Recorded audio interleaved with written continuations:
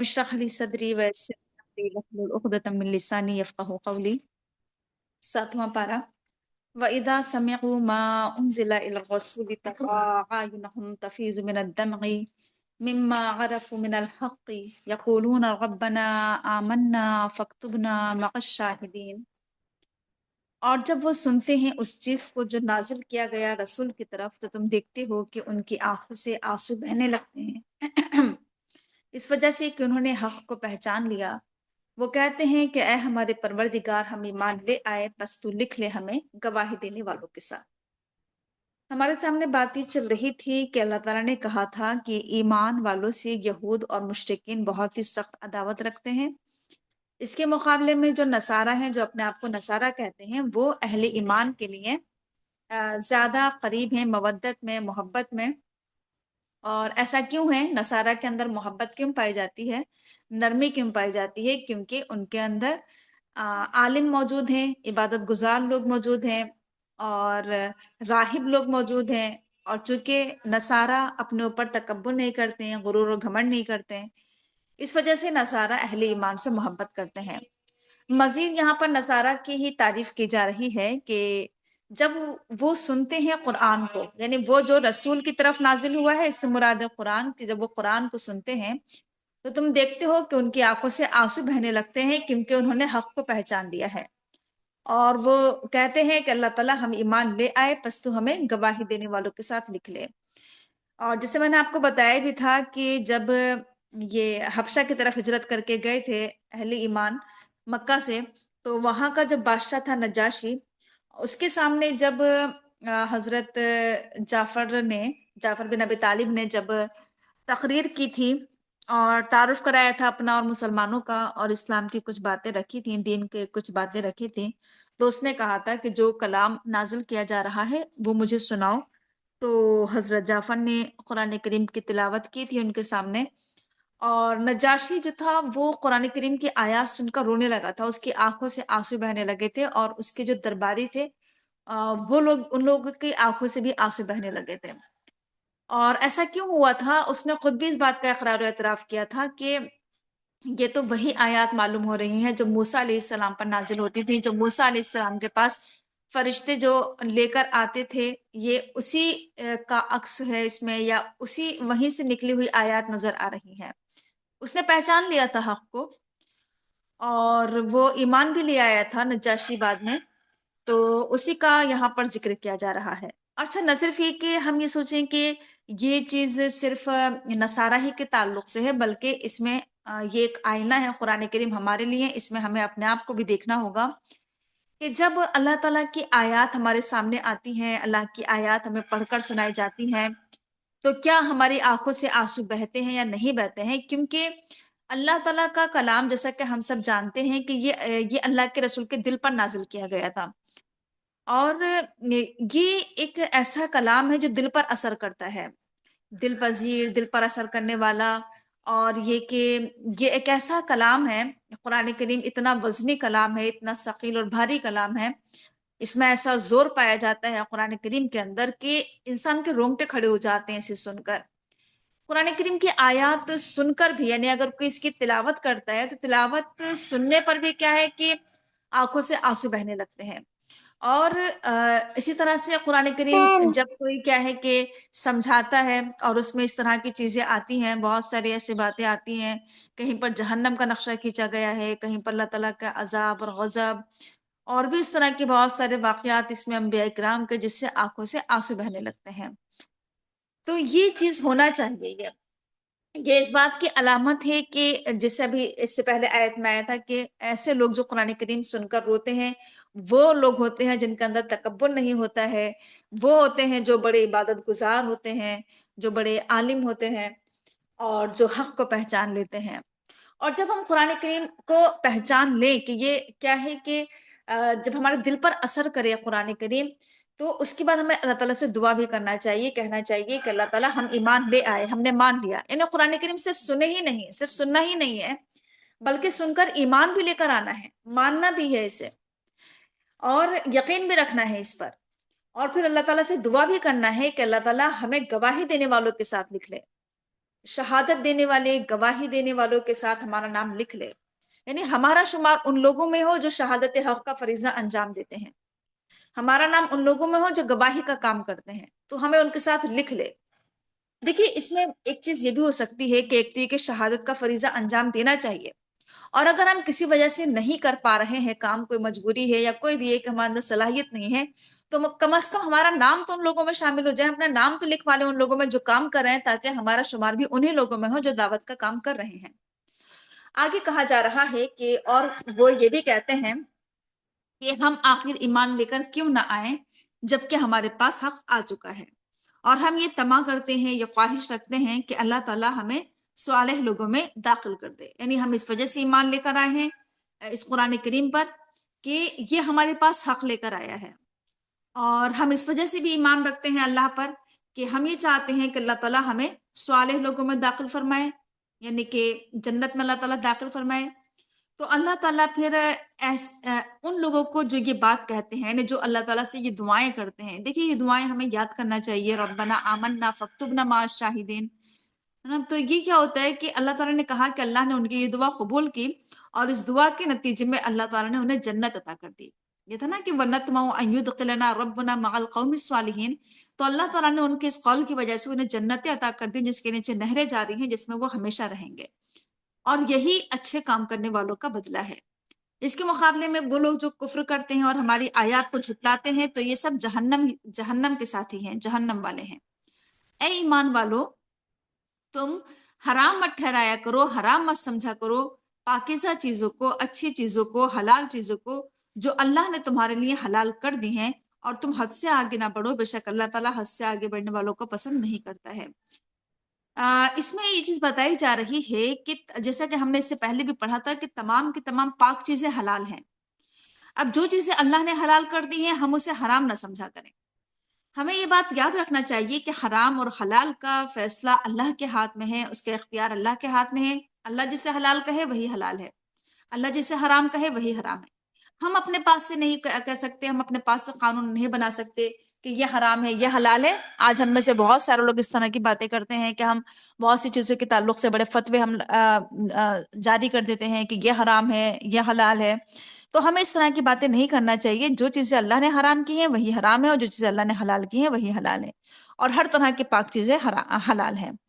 लिहाजा तुम इस मामले में हद से आगे ना बढ़ा करो, बेशक अल्लाह ताला हद से आगे बढ़ने वालों को पसंद नहीं करता है। और खाओ तुम जो अल्लाह ने तुम्हें दिया है रिस्क, हलाल और तय्यब।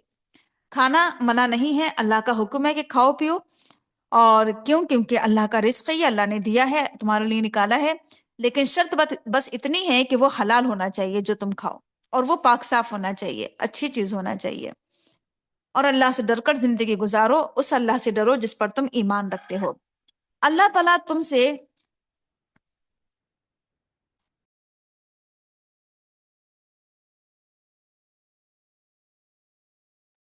अल्लाह ताला तुमसे लग़्व क़स्मों के बारे में मुआवजा नहीं करेगा, लेकिन वो तुमसे मुआवजा करेगा उस पर जो तुम मजबूती के साथ कस्में खाते हो।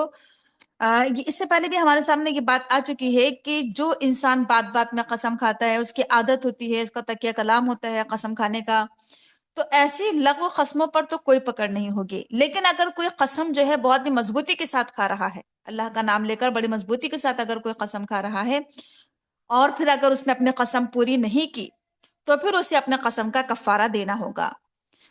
तो कसम का कफारा, कसम तोड़ने का कफारा क्या है? उसका कफारा ये है कि वो 10 मिस्किनों को खाना खिलाएगा, औसत दर्जे का वो खाना जो तुम अपने घर वालों को खिलाते हो, या फिर तुम्हें कपड़े पहनाना होंगे उन्हें, यानी इन 10 मिस्किनों को, या फिर तुम्हें एक गुलाम आजाद करना होगा। और अगर तुम्हें ये सब कुछ ना मिल पाए तो फिर तुम्हें 3 दिन के रोजे रखना होंगे। ये तुम्हारी कसम का कफारा है जबकि तुम कसम खाकर तोड़ दो। और तुम अपने कस्मों की हिफाजत किया करो, यानी जो कसम खाओ अल्लाह का नाम लेकर, उस कसम को जरूर पूरे करो। और हमें ये बात याद रखना चाहिए कि कसम सिर्फ अल्लाह के नाम की ही खा सकते हैं, अल्लाह के नाम के अलावा किसी भी चीज की कसम खाना जायज नहीं है। ना ही कुरान की कसम खाना जायज है, ना ही किसी के सर की कसम, माँ बाप की कसम, इस तरह की कस्में जायज नहीं है। सिर्फ अल्लाह के नाम की कसम खाई जा सकती है। अल्लाह ताला तुम्हारे लिए आयात खोल खोल कर बयान कर रहा है ताकि तुम अल्लाह का शुक्र अदा करो। ऐ ईमान वालो, बेशक शराब और जुआ اور یہ آستانے اور یہ پانسے یہ سب گندے اور شیطانی عمل ہیں، تم ان سے بچو شاید کہ تم کامیاب ہو جاؤ۔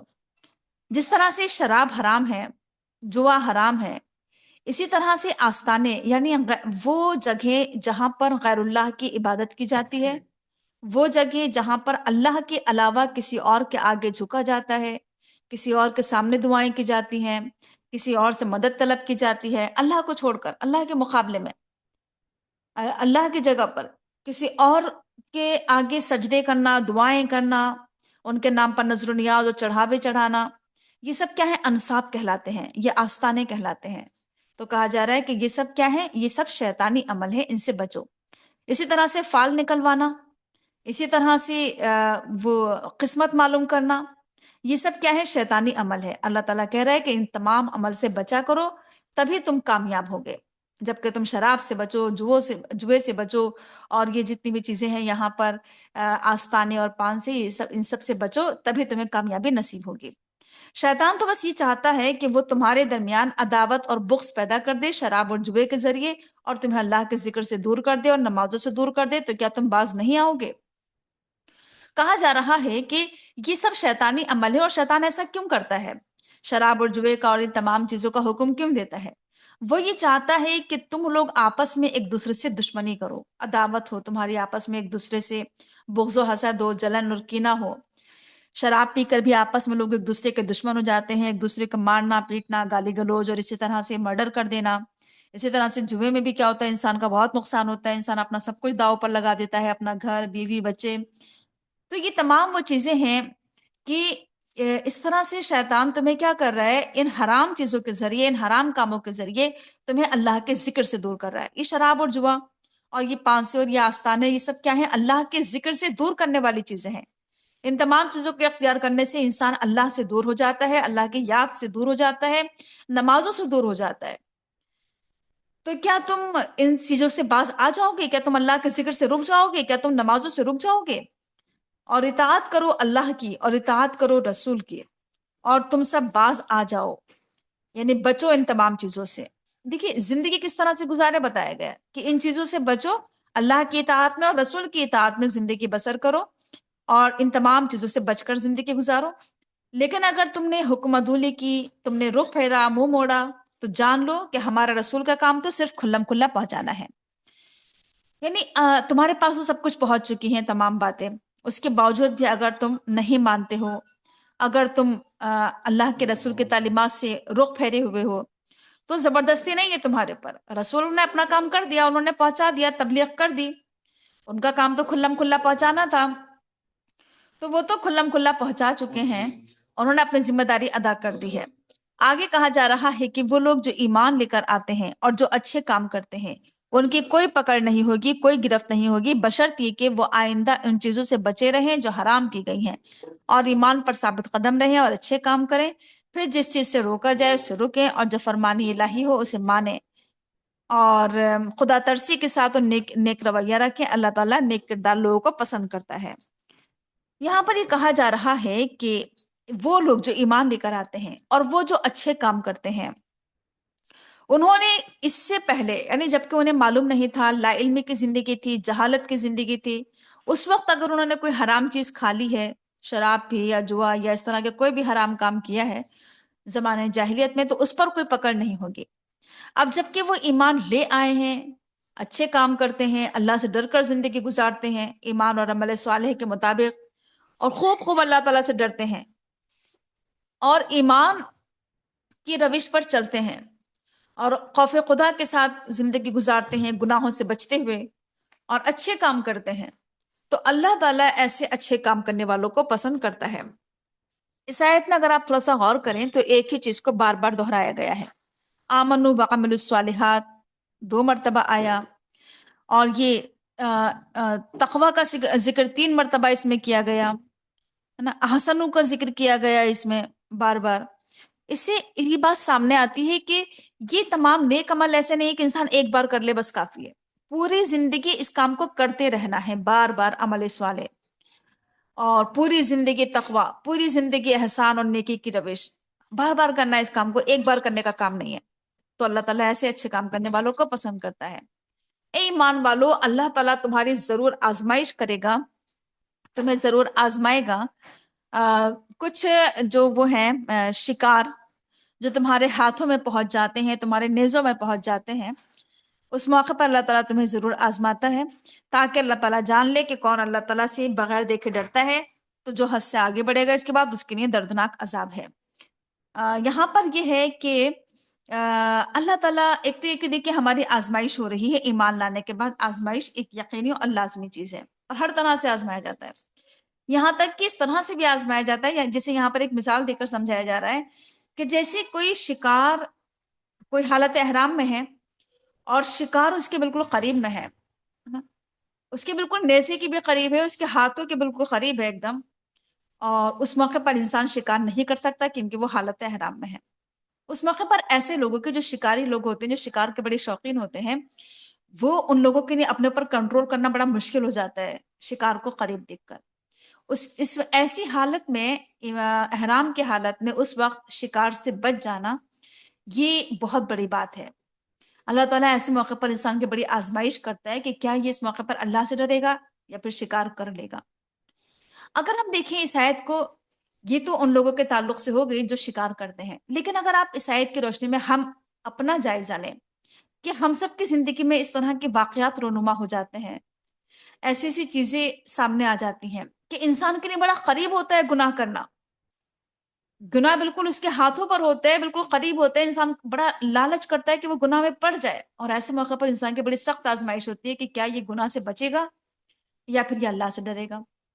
مثال کے طور پر ہمارے ہاتھ میں ہر وقت موبائل فون ہے، ہم اس پر بہت ساری غلط چیزیں دیکھ سکتے ہیں، ہمارے بالکل قریب ہے، اتنا قریب ہونے کے باوجود بھی اگر ہم حرام سے بچے ہوئے ہیں، غلط چیزوں سے بچے ہوئے ہیں، تو یہ اللہ کی ہماری آزمائش ہوتی ہے اللہ کی طرف سے کہ ایسے موقع پر کیا ہم اللہ سے ڈریں گے یا ہم اس کام کو کر لیں گے۔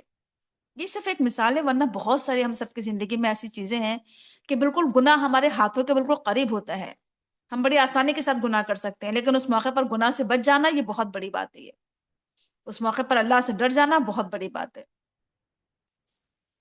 اور کہا جا رہا ہے کہ اے ایمان والو، تم حالت احرام میں شکار نہ کیا کرو، اور اگر تم میں سے کوئی حالت احرام میں جان بوجھ کر اگر شکار کر لے گا، تو جو جانور اس نے مارا ہوگا شکار میں، تو پھر اس کو وہی جانور قتل کرنا ہوگا، وہی جانور ایک نذر کرنا ہوگا مویشیوں میں سے، جس کا فیصلہ تم میں سے دو عادل آدمی کریں گے، اور یہ نذرانہ خانہ کعبہ کو پہنچایا جائے گا، اور یا نہیں تو اس گناہ کے کفارے میں یعنی اگر ایسا نہیں ہوگا کہ وہ انسان وہ جانور قتل نہیں کر پا رہا ہے، تو پھر اسے چند مسکینوں کا کھانا کھلانا ہوگا، یا پھر اسی کے بقدر اسے روزے رکھنا ہوں گے، تاکہ وہ اپنے کام کا وبال چکھے، اپنے کیے کا مزہ چکھے۔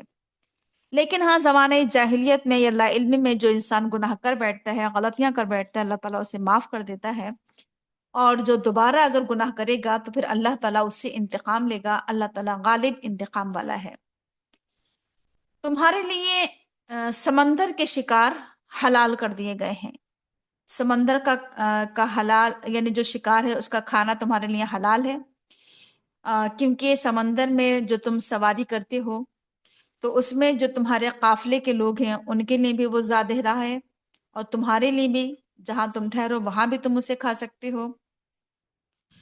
دیکھیے حالت احرام میں سمندر کا شکار حلال ہے، کیونکہ دیکھیے جو لوگ حج یا عمرہ کرنے کے لیے سمندری سفر کرتے تھے، اب ظاہر سی بات ہے کہ ان کا کھانا تو مچھلیاں ہی ہوں گی، سمندری جو شکار ہو وہی اسے کھائیں گے، اور راستے میں بھی اور جہاں بھی وہ ٹھہریں گے، تو کہا کہ تمہارے لیے یہ شکار کیا ہے، حلال ہے۔ لیکن ہاں، خشکی کا شکار تمہارے لیے حرام ہوگا جب تک کہ تم حالت احرام میں رہو گے۔ پس اللہ تعالیٰ سے ڈرو، اس اللہ سے جس کی طرف تم سب کو ایک دن اکٹھا کیا جائے گا، جمع کیا جائے گا۔ اللہ تعالیٰ نے خانہ کعبہ کو بیت الحرام بنایا ہے، محترم گھر بنایا ہے۔ کیوں بنایا؟ کیونکہ یہ اجتماعی زندگی کا قیام کا ایک ذریعہ ہے۔ خانہ کعبہ جو ہے، ایک تو یہ کہ محترم گھر ہے، قابل احترام گھر ہے وہ، دوسرے یہ کہ وہ جیسا کہ ہم نے اس سے پہلے بھی پڑھا تھا کہ وہاں سے اسلام کی شعائیں پھوٹی ہیں، وہاں سے آغاز ہوا تھا یہ تمام قرآنی تعلیمات کا، تو इकामत दीन यानी दीन को कायम किया गया वहां से। तो इसलिए खाना काबा बहुत ही मोहतरम जगह है। और अच्छा फिर ये भी है इसमें, ये एक चीज ये भी है कि बहुत सारे लोग उसके जरिए बहुत सारे काम अ, अंजाम दे रहा है। उसके जरिए इंसान का माश भी बढ़ रहा है, उसका तिजारत, कारोबार, बिजनेस, ये तमाम चीजें भी वहां पर हैं कि उसके जरिए वहां पर बरकतें हो रही हैं। खाना काबा के जरिए लोग वहां पर अपनी तिजारत को बढ़ा रहे हैं। और इसी तरह से कहा जा रहा है कि माह हराम और कुर्बानी के जानवर और कलादों को भी इस काम में मुआविन बनाया है। यानी उन महीनों में जिन महीनों में हज किया जाता है, उम्रा किया जाता है, उस महीने में भी लोगों का बिजनेस बहुत बढ़ जाता है। कुर्बानी के जानवरों के जरिए भी इंसान बहुत कुछ है, क़याम जिंदगी का जरिया ये चीजें भी हैं, कुर्बानी के जानवर। और वो जानवर जिनके गलों में गर्दनों में उसके नज्र के या कुर्बानी के जो कलादे होते हैं, अलामात और पट्टे होते हैं, ऐसे इस वजह से ताकि तुम्हें मालूम हो जाए कि अल्लाह ताला के हाथ में है, जो अल्लाह ताला जानता है जो कुछ भी आसमानों में है और जो कुछ भी जमीन में है, और अल्लाह ताला हर चीज का जानने वाला है। और तुम सब इल्म हासिल करो, जान लो, मालूमात बढ़ाओ अपनी कि अल्लाह ताला सख्त सजा वाला है। और अल्लाह ताला यानी अल्लाह के बारे में इल्म हासिल करो। अल्लाह ताला बख्शने वाला, रहम करने वाला है। रसूल की जिम्मेदारी तो सिर्फ तबलीग करना है। रसूल का काम तो सिर्फ पैगाम पहुंचाने की जिम्मेदारी रसूल पर डाली गई है। जबरदस्ती किसी को हिदायत की तरफ लाना उनका काम नहीं है, बस उनका काम पहुंचाना है। अल्लाह ताला जानता है जो कुछ तुम जाहिर करते हो और जो कुछ तुम छुपाते हो। ए नबी कह दीजिए कि खबीस और तय्यब बराबर नहीं हो सकता है। यानी अच्छी चीज और बुरी चीज बराबर नहीं हो सकती, जाहिर सी बात है। नापाक चीज और पाक चीज यकसा नहीं हो सकती है। गुनाह और नेकी बराबर नहीं हो सकते। अगरचे गुनाहों की कसरत या खबीस चीजों की कसरत तुम्हें कितने ही खुश क्यों ना करे, कितनी ही बहुतात क्यों ना हो खबीस चीजों की। देखिए, हम ये नहीं कह सकते कि दुनिया में जो है वो गंदे काम, गंदी चीजें तो बहुत पाई जाती हैं। हम सोचे कि ये तो कसरत के साथ है, इसकी तो बहुतात है, तो ये चीज तो अच्छी ही होगी। बहुत सारे गुनाह के काम ऐसे हैं जो आज उरूज पर हैं, चाहे वो शराब हो, जिना हो, उरियानियत हो, नंगापन हो, बेहयाई हो, कितनी चीजें ऐसी हैं जो आज उरूज पर हैं। तो क्या हम ये कहेंगे कि चूंकि ये काम बहुत ज्यादा हो रहा है तो इसका मतलब सही है? अल्लाह ताला कह रहा है कि अगरचे खबीस की कसरत ही क्यों ना हो जाए, गुनाहों की और गलत चीजों की कितनी ही कसरत क्यों ना हो, लेकिन ये चीज तुम्हें क्या है कि खुश ना कर दे। गुनाहों की कसरत तुम्हें ताज्जुब में ना डाल दे, खुश ना कर दे। अल्लाह से डर कर जिंदगी गुजारो ए अक्ल वालो, शायद कि तुम कामयाब हो जाओ। कामयाबी जो है वो तकवा में ही है। ऐ ईमान वालो, तुम बहुत सारी ऐसी चीजों के बारे में सवाल ना किया करो कि अगर वो तुम पर जाहिर कर दी जाए तो तुम्हें बुरा लगे। और अगर तुम सवाल करोगे उस चीज के बारे में जबकि कुरान करीम नाजिल किया जा रहा है, तो वो चीज तुम पर जाहिर कर दी जाएगी। अल्लाह माफ करे उन्हें, या अल्लाह ने माफ कर दिया उन्हें, अल्लाह ताला बख्शने वाला है, बुर्दबार है। बहुत ज्यादा सवाल करने से भी मना किया गया है कि बस सवाल इस हद तक हो कि आप अपने, बाकी आपको उस सवाल की जरूरत है तो सवाल किया जाए, बगैर जरूरत के सवाल नहीं करना चाहिए। बहुत ज्यादा सवाल करना कि किसी इंसान को तंग कर देना, परेशान कर देना सवाल कर करके, और हर बात में बस सवाल करना। तो कहा जा रहा है कि बहुत बस तुम्हारे सामने कोई हुक्म आए से मान लिया करो कि ये कुरान का हुक्म है तो मान लो, हदीस का हुक्म है तो मान लो।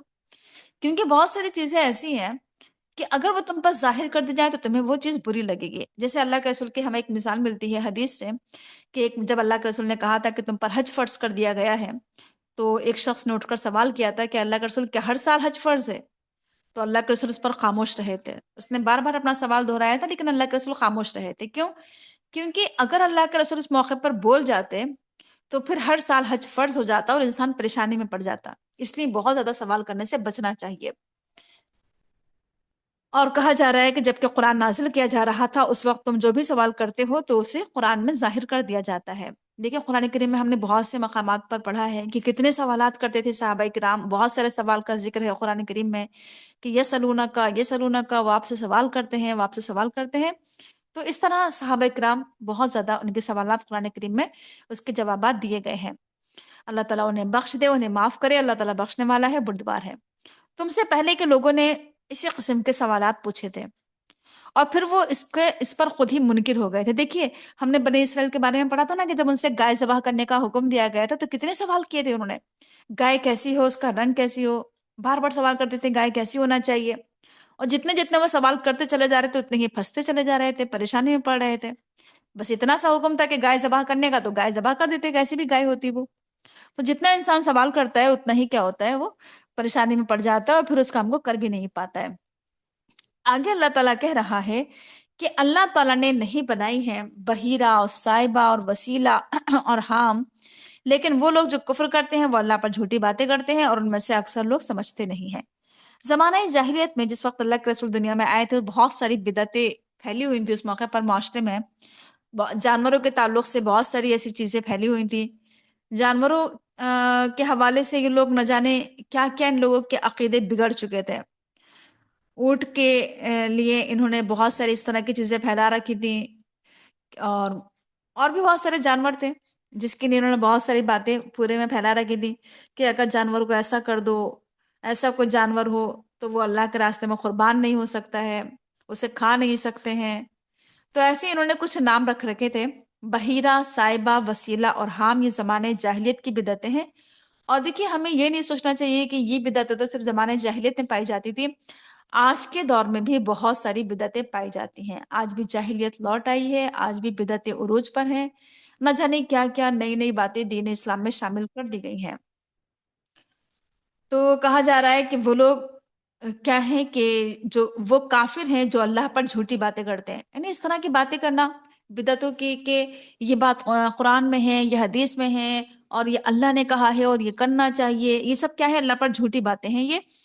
और अल्लाह ताला कह रहा है कि ये वो लोग हैं जिनके पास अक्ल नहीं है, ये जाहिल लोग हैं, ये बेअक्ल लोग हैं, ये जो इस तरह की बातें करते हैं, जो बिदतें करते हैं, अल्लाह ताला उन्हें बेवकूफ करार दे रहा है।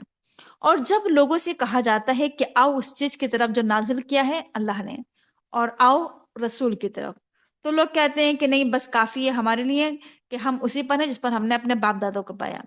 अल्लाह ताला जवाब दे रहा है कि क्या तब भी, जबकि उनके बाप दादा के पास कुछ भी इल्म नहीं था और जबकि वो हिदायत पर भी नहीं थे, ये आज भी है। जो आज भी लोगों से जब बुलाया जाता है कुरान की तरफ, हदीस की तरफ, तो लोग यही जवाब देते हैं कि नहीं, हम तो बस वही करेंगे जो हमारे बाप दादा से होता चला आ रहा है। तो अल्लाह ताला जवाब दे रहा है उन लोगों को कि क्या तुम्हारे बाप दादा इल्म उनके पास नहीं था, उन्होंने इल्म हासिल नहीं किया था, उन्होंने जाहिलियत की जिंदगी गुजारी थी, तो क्या तुम भी ऐसी ही जिंदगी गुजारोगे? वो सही रास्ता, वो सही काम नहीं कर रहे थे, तो क्या तुम उन्हीं के रास्ते पर चलोगे? ए ईमान वालो, तुम्हारे पर तुम्हारे अपने नफ्स की जिम्मेदारी है। तुमसे ये नहीं पूछा जाएगा, सवाल किया जाएगा तुम्हारे बाप दादा ने क्या किया। तुमसे तुम्हारे बारे में सवाल किया जाएगा, तुमने क्या किया? क्या तुम्हारे पास अक्ल नहीं थी? क्या तुम्हारे पास इल्म नहीं था? कि तुम्हारे पास हिदायत नहीं थी? तुमने ऐसा क्यों किया? हर नफ्स जो है वो अपने ही नफ्स का जिम्मेदार है। हर इंसान, उसके ऊपर क्या है कि अपनी ही जिम्मेदारी है। तो कहा जा रहा है कि ऐ लोगों, अपनी फिक्र करो, अपने आप के तुम खुद जिम्मेदार हो।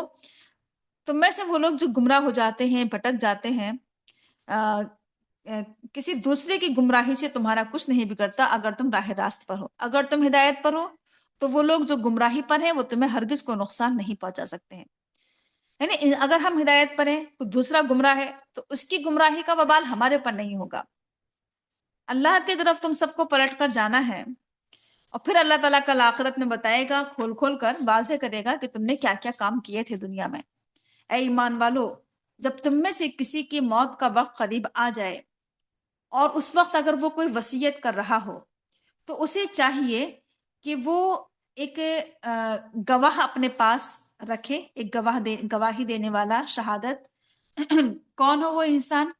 वो ऐसा हो जो साहिबे अदल हो, यानी अदल करने वाला हो, इंसाफ करने वाला हो, और वो दो लोग हों, दो साहिबे अदल आदमी गवाह बनाए जाएंगे तुम में से, यानी तुम मुसलमानों में से।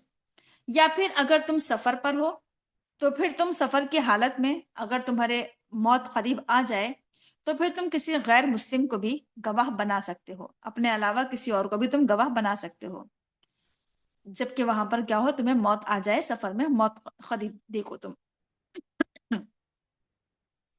फिर अगर कोई शक पड़ जाए तो फिर नमाज के बाद दोनों गवाहों को मस्जिद में रोक लिया जाए। यानी अगर गवाही देने वाले की तरफ से कोई शक व शुबा है तो फिर तुम्हें उन गवाहों को नमाज के बाद मस्जिद में रोकना होगा, और फिर वो अल्लाह की कसम खाएंगे और कहेंगे कि हम किसी जाती फायदे के इवज शहादत बेचने वाले नहीं हैं। यानी वो इस बात की अल्लाह की कसम खाकर वो गवाह बनाकर कहेंगे अल्लाह को कि हम शहादत या गवाही नहीं बेचेंगे थोड़ी कीमत में। اور خواہ کوئی ہمارا رشتہ دار ہی کیوں نہ ہو، ہم اس کی رعایت کرنے والے نہیں ہیں، اور ہم شہادت کو ہرگز بھی نہیں چھپائیں گے۔ اگر ہم نے ایسا کیا تو ہم گناہ گاروں میں شامل ہو جائیں گے۔ یہ بات انہیں کہنا ہوگی اللہ کے قسم کھا کر ان گواہی دینے والوں کو۔ لیکن اگر پتہ یہ چل جائے کہ ان دونوں گواہوں نے اپنے آپ کو گناہ میں مبتلا کیا ہے، یعنی ان لوگوں نے گناہ کیا ہے گواہی دینے والوں نے، تو پھر تمہیں ان کی جگہ دو اور شخص جو ان کی بنسبت گواہی دینے کے زیادہ اہل تر ہوں، ان لوگوں میں سے کھڑے ہوں جن کی حق تلفی ہوئی ہو۔ پھر وہ اللہ کے قسم کھا کر کہیں کہ ہماری گواہی زیادہ درست ہے، زیادہ سچی ہے ان کی گواہی کے مقابلے میں، اور ہم نے اپنی گواہی میں کوئی زیادتی نہیں کی ہے۔ اگر ہم ایسا کریں گے تو ہم ظالموں میں سے ہوں گے۔ اس کے بعد اللہ تعالیٰ کہہ رہا ہے کہ اس طریقے سے یہ زیادہ توقع ہے، یہ زیادہ امید ہے کہ لوگ ٹھیک ٹھیک گواہی دیا کریں گے، یا کم از کم اس بات کا ہی خوف کریں گے کہ ان کے قسموں کے بعد دوسری قسموں سے کہیں ان کی تردید نہ ہو جائے۔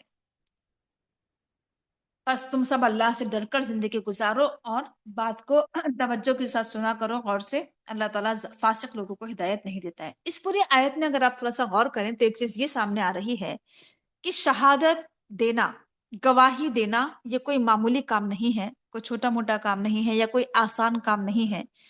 اس چیز کو ہمیں بڑا سنجیدگی کے ساتھ لینا ہوگا۔ اس معاملے میں، شہادت کے معاملے میں انسان کو بہت زیادہ احتیاط برتنے کی ضرورت ہے، بہت محتاط ہونے کی ضرورت ہے۔ جھوٹی گواہی دینا یہ گناہ کبیرہ میں سے ہے۔ غلط بیانی کرنا، کسی کے حق تلفی کرنا، کسی کے خلاف گواہی دے دینا، جھوٹ بول دینا، زیادتی کر دینا، ظلم کر دینا، یہ سب چیزیں جو ہیں شہادت سے متعلق، اس سلسلے میں انسان کو بہت زیادہ چوکنا اور ہوشیار رہنے کی ضرورت ہے، اللہ سے ڈرنے کی ضرورت ہے۔ تو جو بات بھی ہم سنیں اسی بات کو بیان کریں۔ اللہ تعالیٰ فاسق لوگوں کو ہدایت نہیں دیتا ہے۔ اس کی بات ہے کہ اس دن یعنی کل آخرت میں اللہ تعالیٰ تمام رسولوں کو بھی اکٹھا کرے گا، تمام رسولوں کو بھی جمع کرے گا، اور کہے گا وہ کہ تمہیں کیا جواب ملا، کیا جواب دیا گیا۔ یعنی کل آخرت میں نہ صرف یہ کہ عام انسانوں کی پکڑ ہونا ہے، بلکہ رسولوں کا بھی معاوضہ، حساب کتاب ان کا بھی ہونا ہے۔ وہ بھی کھڑے ہوں گے اللہ کے سامنے، حساب دے رہے ہوں گے۔ اللہ تعالیٰ سوال کرے گا رسولوں سے کہ جب تم نے دعوت کا کام کیا تو لوگوں نے کیا جواب دیا تمہیں، تمہاری دعوت کا کیا رد عمل رہا، کیا ری ایکشن رہا۔ تو رسول جواب دیں گے کہ اللہ تعالیٰ ہمیں نہیں پتا، ہمیں نہیں معلوم، تو غیب کا جاننے والا ہے۔ یعنی ہمارے آنے کے بعد دنیا سے لوگوں نے کیا کیا ہماری دعوت کے ساتھ ہمیں نہیں پتا، ہم تو دنیا سے رخصت ہو گئے تھے، ہم تو غیب کے بارے میں نہیں جانتے، تو غیب کا بہت زیادہ جاننے والا ہے۔ تو اللہ تعالیٰ کہے گا کہ اللہ تعالیٰ کہہ رہا ہے کہ یاد کرو اس موقع کو جب کہ اللہ تعالیٰ کہے گا کہ اے عیسیٰ ابن مریم، یاد کرو میری اس نعمت کو جو میں نے تمہیں اور تمہاری والدہ پر کی تھی، جب کہ میں نے روح قدس کے ذریعے تمہاری تائید کی تھی، اور تم بات کرتے تھے لوگوں سے گہوارے میں بھی اور بڑی عمر کو پہنچ کر بھی۔ دیکھیے عیسیٰ ابن مریم پر جو جو اللہ تعالیٰ نے احسانات فرمائے ہیں، جن نعمتوں سے نوازا ہے، جو معجزات انہیں ملے ہیں، ان کا یہاں پر ذکر کیا جا رہا ہے کہ ہم نے تم پر بھی بڑی نعمتیں کی ہیں، یعنی عیسیٰ پر اور ان کی ماں مریم پر بھی۔ اللہ تعالیٰ نے روح قدس کے ذریعے، جبرائیل علیہ السلام کے ذریعے ان کی تائید کی، تقویت پہنچائی، ان کی مدد کی ہے ہر موقع پر، اور بڑے بڑے معجزے کہ شیر خارگی کی عمر سے بات کر دینا، ایک بچے کا پہلے ہی دن سے بات کرنا، بڑھاپے کی عمر کو پہنچ کر بھی بڑی اچھی بات کر لینا، فصیح و بلیغ تقریریں کر لینا، اور پھر یہ کہ ہم نے تمہیں کتاب بھی سکھائی، حکمت سکھائی کتابوں کی، تورات اور انجیل کی ہم نے تمہیں تعلیم دی، اور تم مٹی سے، مٹی کا پتلا، پرندے کی شکل، یعنی مٹی کا ایک مجسمہ تم بنایا کرتے تھے پرندے کی شکل کا، میرے حکم سے تم اس میں روح پھونکتے تھے، یعنی پھونک مارتے تھے اور وہ پرندہ بن جاتا تھا میرے حکم سے، اور تم کوڑھی کو اور نابینا کو بھی میرے حکم سے درست اور صحیح کر دیتے تھے، اور یہ کہ مردہ سے زندہ نکالنا میرے حکم سے۔ ایک ہی چیز کو جو بار بار دہرایا ہے کہ بِإِذْنِی، یہ سب کچھ کام جتنے بھی تم نے کیے ہیں یہ سب میرے حکم سے ہو رہے تھے، تمہاری اپنی کوئی طاقت اس میں نہیں تھی۔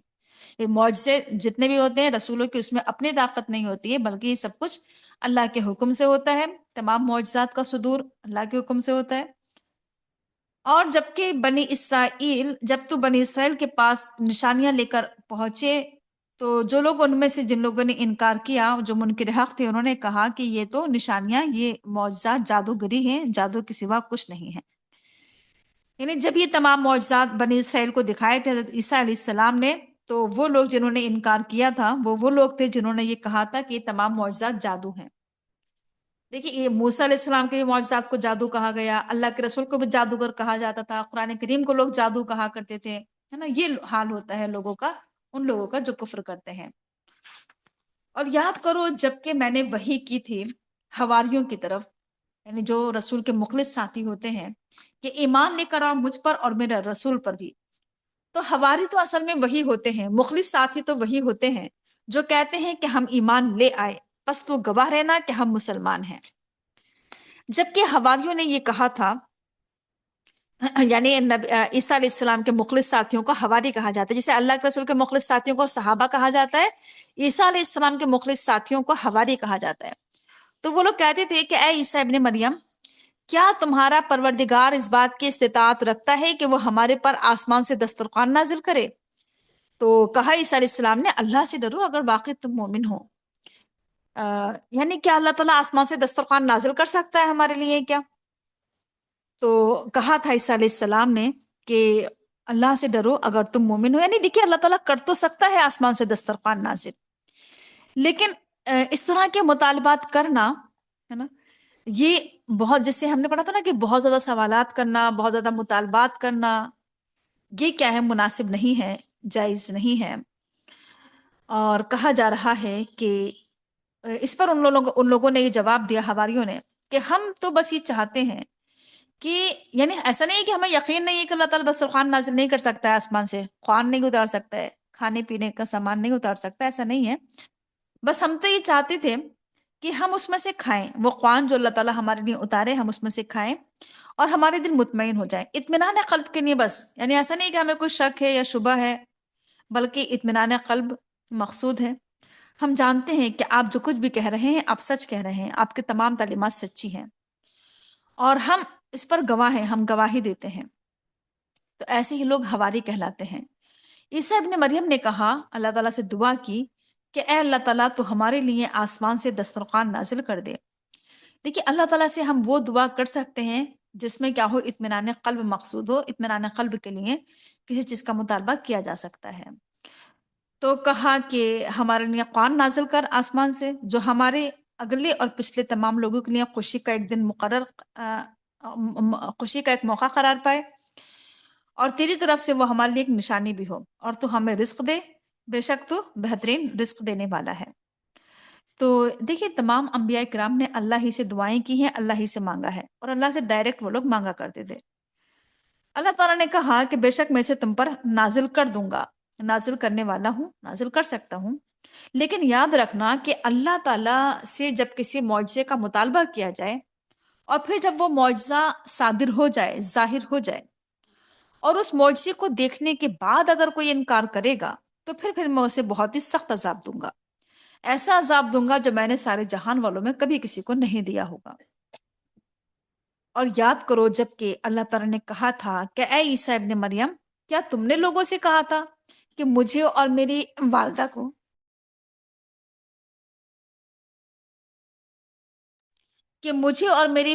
کو تم معبود بنا لو، خدا بنا لو؟ یعنی جو لوگ کہتے ہیں کہ عیسیٰ جو ہے وہ خدا ہیں اور مریم بھی خدا ہے، تو اس پر جو ہے اللہ تعالیٰ سوال کرے گا کل آخرت میں عیسیٰ علیہ السلام سے، کہ کیا تم لوگوں سے یہ کہہ کر آئے تھے کہ تم مجھے اور میری ماں کو معبود بنا لینا، اللہ کو چھوڑ کر، اللہ کے مقابلے میں؟ تو عیسیٰ علیہ السلام جواب دیں گے کہ اللہ تعالیٰ، میرے لیے مناسب نہیں ہے کہ میں ایسی کوئی بات کہوں، مجھے یہ حق نہیں ہے کہ میں کیا کروں، ناحق کوئی بات کہوں۔ اگر میں ایسی بات کہتا تو تجھے معلوم ہوتا، تو خوب جانتا ہے اگر میں نے ایسا کہا ہوتا، تو وہ کچھ جانتا ہے جو میرے دل میں ہے، اور میں نہیں جانتا ہوں کہ تیرے دل میں کیا ہے، بے شک تو غیب کا بہت زیادہ جاننے والا ہے۔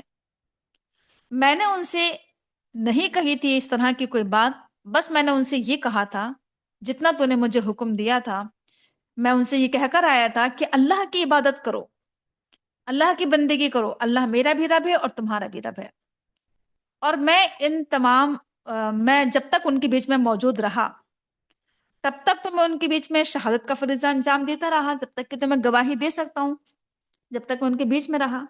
لیکن جب تو نے مجھے اپنے پاس اٹھا لیا، جب تو نے مجھے اپنے پاس واپس بلا لیا، اب تو ان کا نگراں ہے، تو ان کا محافظ ہے، تو ان پر گواہ ہے کہ وہ کیا کر رہے ہیں۔ اگر تو انہیں عذاب دے تو وہ تیرے بندے ہیں، اور اگر تو انہیں معاف کر دے تو بے شک تو غالب حکمت والا ہے۔ اللہ تعالیٰ نے کہا کہ یہ دن یعنی آخرت کا دن، یہ دن وہ دن ہے کہ آج سچے لوگوں کو اس کی سچائی فائدہ پہنچائے گی، آج سچے لوگوں کو سچائی فائدہ پہنچائے گی، نفع پہنچائے گی، اور سچے لوگوں کے لیے جنتیں ہیں جس کے نیچے نہریں جاری ہیں، جس میں وہ ہمیشہ رہیں گے۔ اللہ ان سے راضی ہو گیا، وہ اللہ سے راضی ہو گئے۔ یہی سب سے بڑی کامیابی ہے۔ اللہ کے ہاتھ میں ہے زمین و آسمان کی بادشاہی، اور جو کچھ بھی زمین و آسمان کے بیچ میں ہے سب کچھ اللہ کے ہاتھ میں ہے۔ اللہ تعالیٰ ہر چیز پر قدرت رکھتا ہے۔ یعنی اللہ تعالیٰ کن لوگوں سے راضی ہوگا؟ اللہ ان لوگوں سے راضی ہوگا جو سچ بولتے ہیں، سچائی کا ساتھ دیتے ہیں، تصدیق کرتے ہیں۔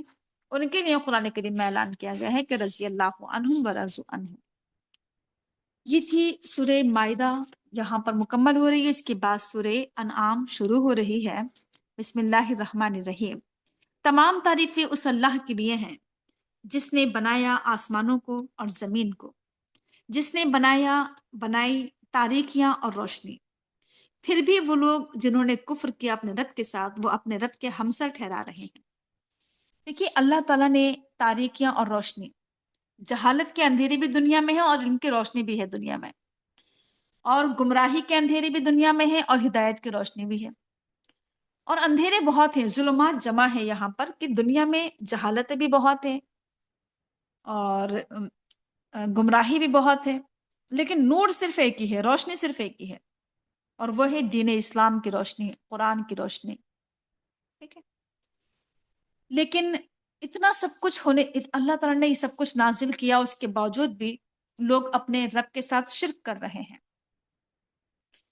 اللہ تعالیٰ کی ذات وہ ذات ہے جس نے تمہیں مٹی سے بنایا، پھر اس نے انسان کی ایک مدت مقرر کر دی ہے، یعنی اس کی موت کا ایک وقت مقرر کر دیا گیا ہے، اور اللہ تعالیٰ کے پاس وہ اجل لکھی ہوئی ہے، وہ مدت مقرر ہے کہ کب کس انسان کو موت آنا ہے۔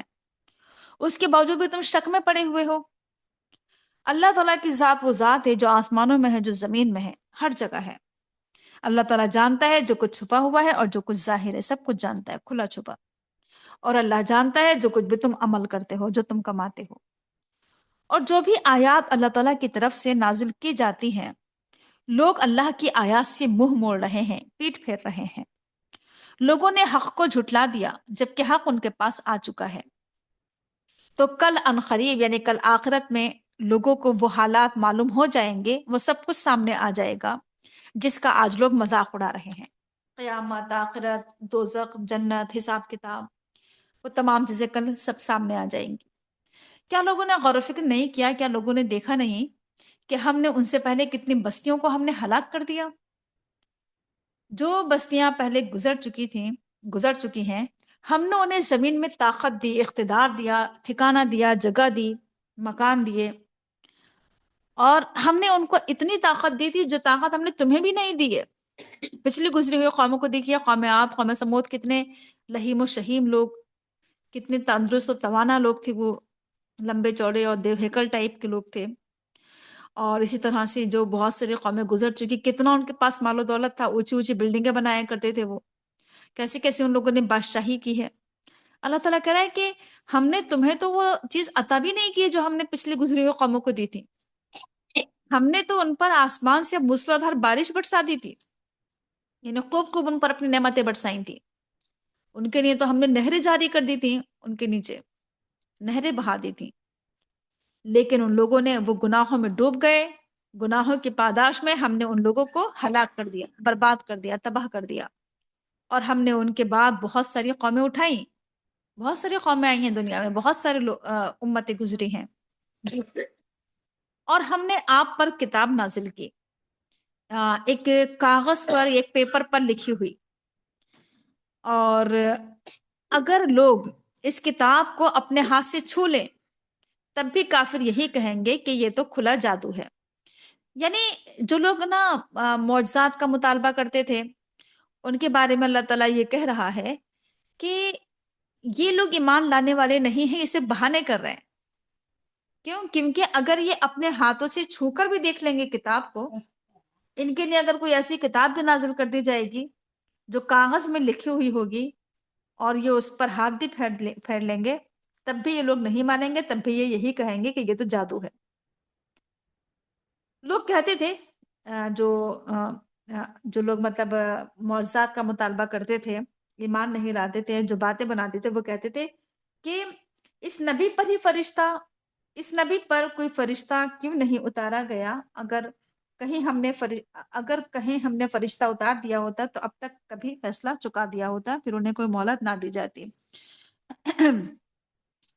یعنی وہ لوگ یہ کہا کرتے تھے کہ اگر یہ واقعی رسول ہے تو اس رسول کے ساتھ ساتھ ایک فرشتہ ہونا چاہیے تھا، اس کے ساتھ ساتھ چلتا، وہ گواہی دیتا کہ یہ اللہ کے رسول ہے، اس کے ساتھ کوئی فرشتہ کیوں نہیں ہے؟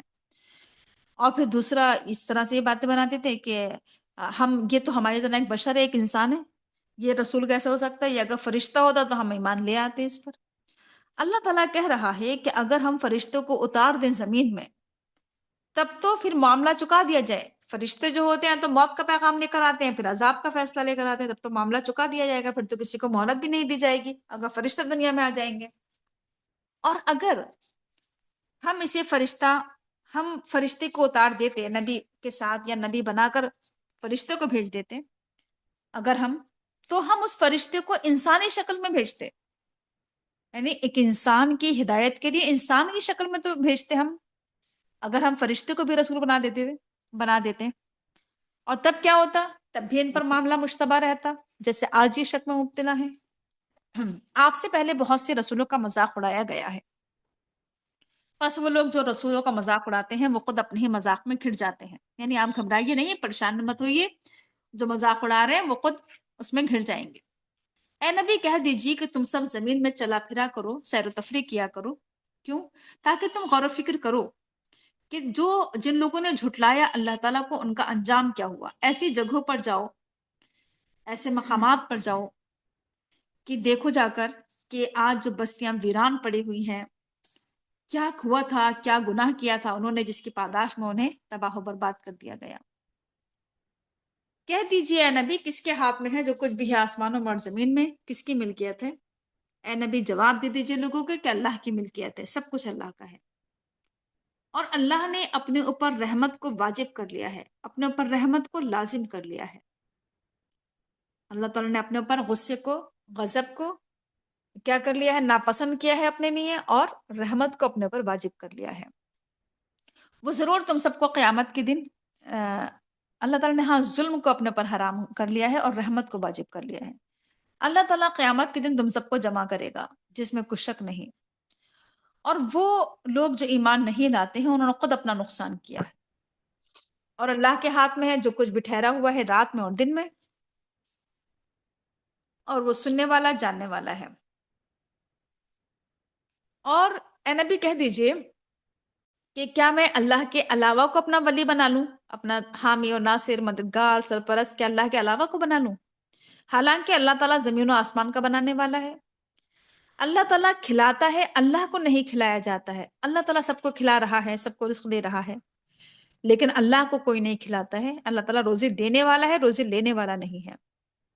اے نبی کہہ دیجئے کہ مجھے حکم دیا گیا ہے کہ میں سب سے پہلے اسلام لے کر آؤں، سب سے پہلے میں اللہ کے آگے سر جھکاؤں، اور یہ کہ مشرکین میں سے نہ ہو جاؤ، مجھے یہ حکم دیا گیا ہے۔ دیکھیے جو لوگ دعوت کا کام کرتے ہیں سب سے پہلے انہیں خود اسلام لانا چاہیے، سب سے پہلے انہیں خود ماننا چاہیے، اور وہ شرک سے بچیں۔ اے نبی کہہ دیجئے کہ مجھے اس بات کا ڈر ہے، خوف ہے کہ اگر میں نے رب کی نافرمانی کی تو کہیں میرے پر ایک بڑے دن کا عذاب نہ آ جائے۔ یعنی سوچیے آپ، رسولوں تک کو بھی اللہ کا خوف اور ڈر، اس بات کا اندیشہ کہ کہیں مجھ سے نافرمانی نہ ہو جائے ورنہ میرے پر بھی عذاب آ سکتا ہے اللہ کا۔ اور اس دن کل آخرت میں اللہ کے عذاب کو کون ہٹا سکتا ہے؟ کہا جا رہا ہے کہ کل آخرت میں جس کے اوپر سے عذاب ہٹا لیا جائے گا اس پر اللہ کی بڑی رحمت ہو گئی، اللہ تعالیٰ کی بڑی مہربانی ہوگی کل آخرت میں، جو عذاب سے بچا لیا جائے گا اس پر اللہ کا بڑا رحم ہوگا، اور یہی سب سے بڑی کامیابی ہے، کھلی کامیابی ہے۔ اور اگر اللہ تعالیٰ تمہیں کو نقصان پہنچانا چاہے تو پھر اس نقصان کو کوئی ہٹا نہیں سکتا سوائے اللہ کے، اور اگر اللہ تمہیں کوئی خیر پہنچانا چاہے تو پھر اللہ تعالیٰ ہر چیز پر قادر ہے۔ دیکھیے، ہمارے دل میں کبھی بھی یہ خوف ڈر نہیں ہونا چاہیے کہ کوئی ہمیں کوئی نقصان پہنچا دے گا، یا ہم یہ سوچیں کہ ہمارے پر کوئی مصیبت آ جائے گی تو کوئی اس مصیبت کو ہٹا دے گا۔ اللہ کی طرف سے جب کوئی بیماری، مصیبت، حادثہ، نقصان کچھ بھی جب ملتا ہے تو اسے کوئی ہٹا نہیں پاتا ہے، کوئی دور نہیں کر پاتا ہے سوائے اللہ کے۔ اللہ ہی سے دعا کرنا چاہیے کہ اللہ ہی کے پاس سے ہے وہ مصیبت، اللہ ہی اسے دور کرے۔ ایسے ہی کوئی خیر ہے، کوئی نعمت ہے، کوئی اچھی چیز ہے، اللہ ہی کی طرف سے پہنچتی ہے، اور یہ نہیں کہ ہم سوچیں کہ کوئی ہم سے کوئی خیر چھین لے گا، کوئی نعمت چھین لے گا۔ تو کیا ہے کہ اللہ تعالیٰ جب پہنچانا چاہتا ہے کوئی خیر تو پھر اسے کوئی دور نہیں کر سکتا، ہٹا نہیں سکتا۔ اللہ تعالیٰ ہر چیز پر قدرت رکھتا ہے، اللہ تعالیٰ اپنے بندوں پر مکمل اختیار رکھتا ہے، کامل اختیار رکھتا ہے، وہ حکمت والا ہے، وہ باخبر ہے۔ اے نبی کہہ دیجئے کہ سب سے بڑی گواہی کس کی ہے، کس کی گواہی سب سے بڑھ کر ہے؟ اے نبی بتا دیجئے لوگوں کو کہ اللہ کی گواہی سب سے بڑی گواہی ہے۔ اللہ میرے اور تمہارے درمیان گواہ ہے، یعنی اللہ نے گواہی دے دی ہے کہ میں اللہ کا نبی ہوں، اللہ کا رسول ہوں، اور میری طرف یہ قرآن وحی کیا گیا ہے، بذریعہ وحی میرے پاس یہ قرآن نازل کیا گیا ہے، بھیجا گیا ہے۔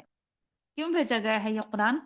تاکہ میں اس قرآن کے ذریعے انذار کا کام کروں، لوگوں کو ڈراؤں، لوگوں کو باخبر کروں، متنبہ کروں، آگاہ کروں۔ میں بھی ڈراؤں اس کے ذریعے، اس قرآن کریم کے ذریعے، اور جس تک بھی یہ قرآن پہنچے، جس تک یہ قرآن پہنچے تو وہ بھی اس قرآن کریم کے ذریعے انذار کا کام کرے، لوگوں کو باخبر کرنے کا کام کرے۔ اور کیا تم سب لوگ اس بات کی گواہی دیتے ہو کہ اللہ کے سوا، اللہ کے ساتھ کوئی اور معبود ہے؟ اگر تم سب گواہی دیتے ہو تو اے نبی کہہ دیجئے کہ میں تو ہرگز گواہی نہیں دیتا ہوں کہ اللہ کے ساتھ کوئی معبود ہے، بلکہ اے نبی آپ تو یہ کہیے کہ اللہ تعالیٰ اکیلا ہے، تنہا ہے، واحد ہے، وہ الہ واحد ہے، اور میں بری و ذمہ ہوں ہر طرح کی شرک سے، میں بیزار ہوں، میں نفرت کرتا ہوں، میرا کوئی تعلق نہیں کسی بھی شرک سے۔ وہ لوگ جنہیں ہم نے کتاب دی، قرآن دیا، وہ پہچانتے ہیں اس کتاب کو جیسے وہ اپنے بیٹوں کو پہچانتے ہیں۔ پہچان لیا تھا انہوں نے حق کو، رسول کو، قرآن کو، کہ یہ اللہ کے پاس سے ہے۔ بس وہ لوگ جو ایمان لے کر نہیں آتے ہیں وہ خود اپنا نقصان کرتے ہیں۔ اور اس شخص سے بڑھ کر ظالم کون ہو سکتا ہے جو اللہ پر جھوٹی باتیں گڑھے یا اللہ کی آیات کو جھٹلا دے؟ اللہ تعالیٰ ظالم لوگوں کو پسند نہیں کرتا ہے۔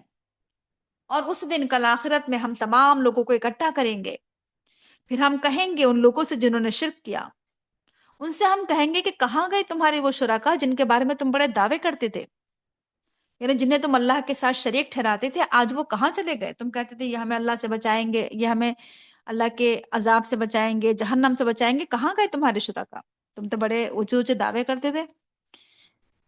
پھر کل آخرت میں اس کے سوا وہ کوئی فتنہ نہ اٹھا سکیں گے کہ وہ جھوٹی بات کہیں، اور وہ کہیں گے کہ ہمارے رب کی قسم ہم مشرک نہیں تھے۔ وہ لوگ جو دنیا میں جھوٹ بولتے ہیں کل آخرت میں بھی جھوٹ بولیں گے، کیونکہ جھوٹ ان کی نا رگ رگ میں داخل ہو جاتا ہے۔ جو لوگ جھوٹے لوگ ہوتے ہیں ان کے لیے جھوٹ بولنا بڑا آسان ہو جاتا ہے۔ آخرت میں وہ یہی کہیں گے مشرک کہ ہم شرک نہیں کرتے تھے۔ دیکھو کیسے ہی اپنے اوپر جھوٹ بول رہے ہیں، اور اللہ تعالیٰ کہہ رہا ہے کہ کل آخرت میں ان سے گم ہو جائیں گے وہ تمام خدا، وہ تمام معبود، وہ تمام شرکا جو یہ جھوٹی باتیں کرتے تھے، جنہیں انہوں نے اللہ کے ساتھ شریک ٹھہرایا تھا۔ اور لوگوں میں سے وہ جو آپ کی باتیں کان لگا کر سنتے ہیں، مگر ان کا حال یہ ہے کہ ان کے دلوں پر پردہ پڑا ہوا ہے، وہ کسی بات کو سمجھ نہیں پا رہے ہیں، ان کے کانوں میں گرانی ہے۔ دیکھیے بہت سارے لوگ ایسے تھے اللہ کے رسول کے پاس آتے تھے کہ ایسا لگتا تھا جیسے سامنے سے بڑی توجہ کے ساتھ سن رہے ہیں، بڑے غور سے سن رہے ہیں، حالانکہ وہ سنتے نہیں ہوتے تھے، ان کا دل کہیں اور ہوتا تھا، ان کے وہ باتیں سمجھ نہیں پاتے تھے، سمجھ میں نہیں آتا تھا، ان کے دلوں پر پردہ پڑا ہوا تھا، ان کے کانوں پر گرانی تھی۔ اور آج بھی اس طرح کی بہت سارے لوگ پائے جاتے ہیں کہ جب ان کے سامنے دین کی باتیں پیش کی جاتی ہیں، قرآن کی باتیں پیش کی جاتی ہیں، تو لگتا ہے ایسے جیسے بڑے کان لگا کر سن رہے ہیں، لیکن حقیقت یہ ہے کہ ان کے دلوں پر پردہ پڑا ہوتا ہے، وہ بات کو سمجھ نہیں پا رہے ہوتے ہیں اور ان کے کانوں پر گرانی ہوتی ہے، یعنی وہ سب کچھ سن رہے ہوتے ہیں، آوازیں ٹکرا رہی ہوتی ہیں کانوں سے ان کے، لیکن وہ سمجھ نہیں پا رہے ہوتے ہیں ان کے۔ اللہ تعالیٰ کہہ رہا ہے کہ ان لوگوں کے سامنے اگر تمام کے تمام آیات بھی رکھ دی جائیں، لائی جائیں، تب بھی یہ لوگ ایمان نہیں لائیں گے، یہاں تک کہ جب یہ تمہارے پاس آتے ہیں تو تمہارے پاس آ کر جھگڑتے ہیں، بحث و مباحثہ کرتے ہیں، اور کہتے ہیں وہ لوگ جنہوں نے کفر کیا کہ یہ تو پرانے زمانے کی داستانیں ہیں، پرانے زمانے کی کہانیاں ہیں۔ یعنی قرآن کریم کو یہ لوگ کہتے تھے کہ اس میں ہے کیا، قرآن میں پرانے زمانے کی کہانیاں ہیں بس۔ اس طرح سے وہ خود بھی روکتے تھے اس قرآن سے اور دوسروں کو بھی روکتے تھے، اور ایسے لوگ خود اپنے آپ کو تباہ و برباد کر رہے ہیں، لیکن انہیں احساس نہیں ہے، انہیں شعور نہیں ہے۔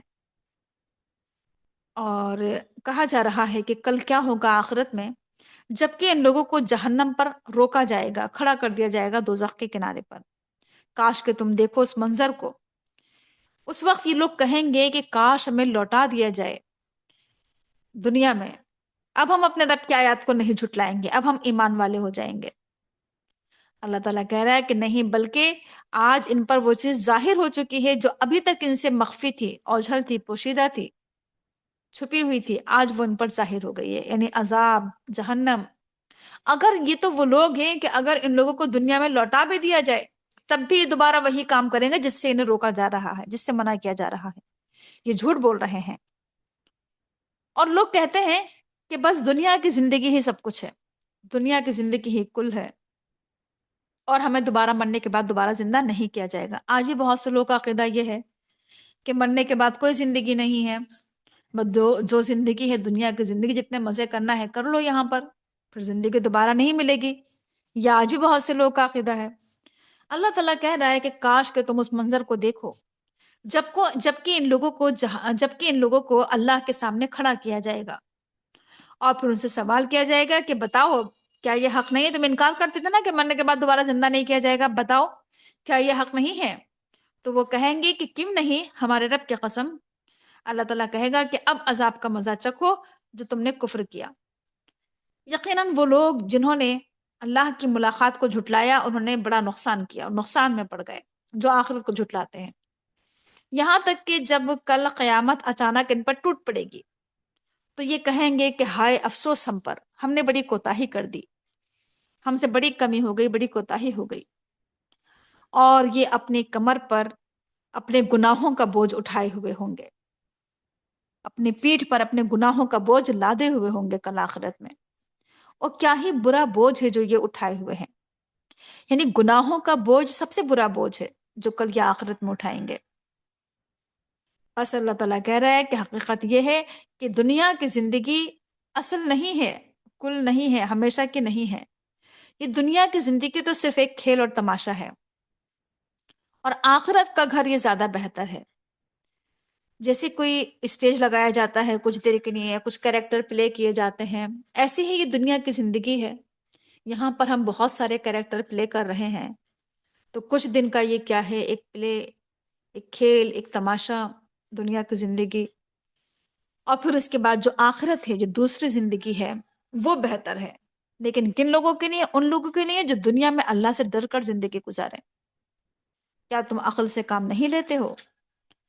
ہم جانتے ہیں، ہمیں معلوم ہے اے نبی کہ وہ لوگ آپ کو رنجیدہ کر رہی ہیں، وہ باتیں آپ کو غمزدہ کرتی ہیں، وہ باتیں جو یہ لوگ باتیں بناتے ہیں۔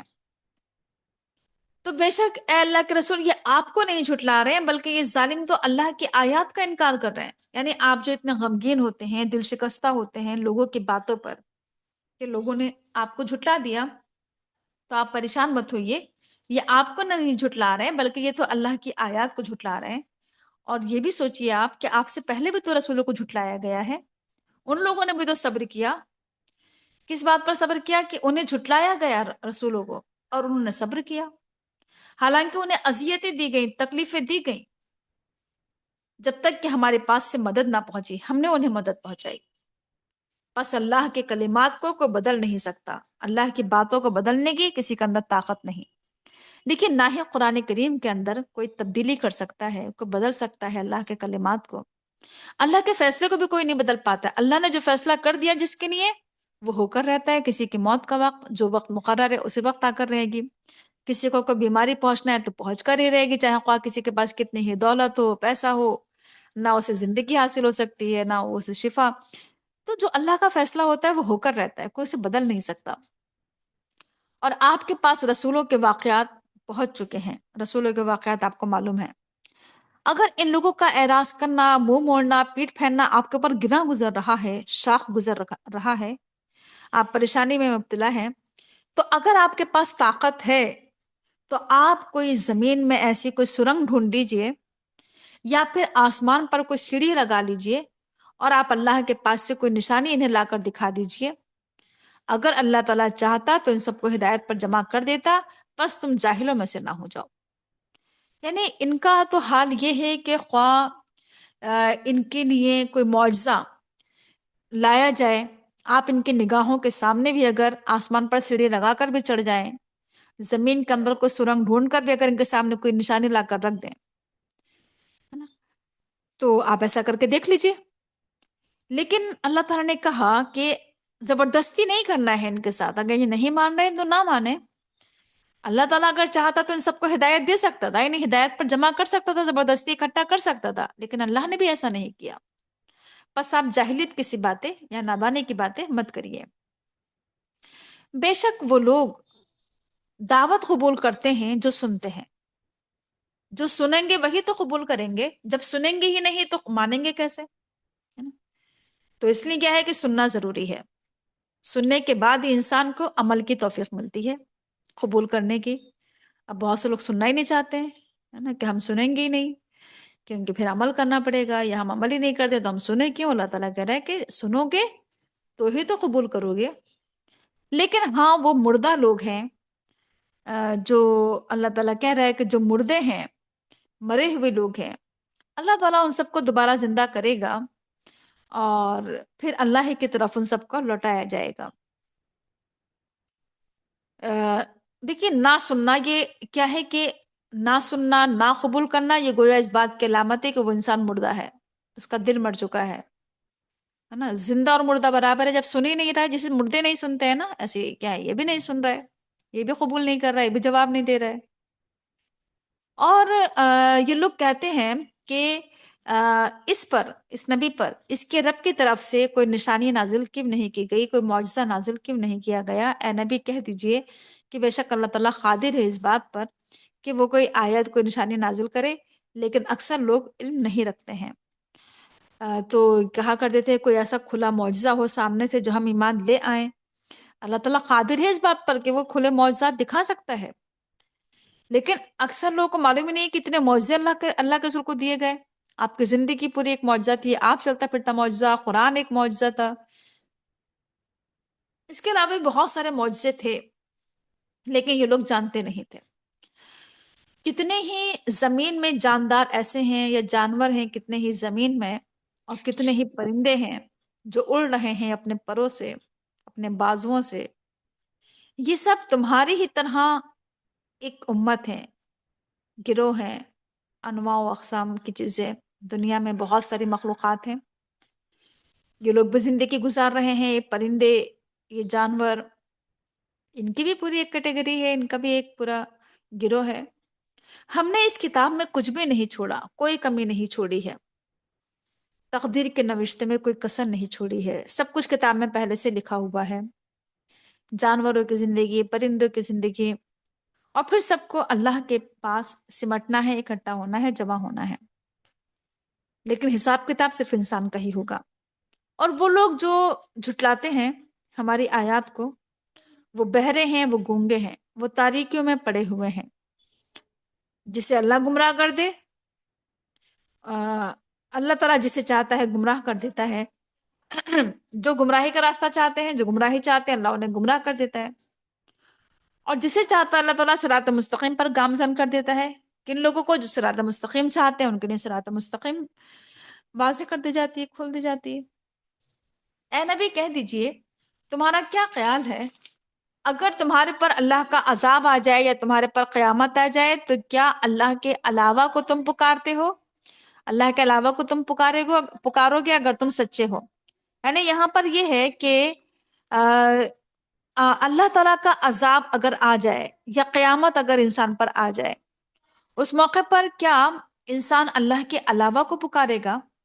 اگر واقعی وہ اپنے دعوے میں سچا ہے، بلکہ اس موقع پر تم اللہ ہی کو پکارو گے. یہ انسانی فطرت ہے، یہ کہ مصیبت کے وقت، عذاب کے وقت، کوئی بھی حادثہ ہو، اس موقع پر انسان کسی اور کو نہیں پکارتا، اس موقع پر اللہ ہی کو پکارتا ہے، اور اللہ ہی دور کرتا ہے جبکہ تم اللہ کو پکارتے ہو. اگر اللہ تعالیٰ چاہتا ہے تو اللہ تعالیٰ تم سے اس مصیبت کو دور کر دیتا ہے، اور پھر تم بھول جاتے ہو اپنے تمام شرکا کو. اس موقع پر، مصیبت کے موقع پر انسان اپنے تمام شرکا کو بھول جاتا ہے اور اللہ ہی کو یاد کرتا ہے. یہ انسانی فطرت ہے. یہ اس سے معلوم ہو رہا ہے کہ ہر انسان کی فطرت میں توحید پائی جاتی ہے.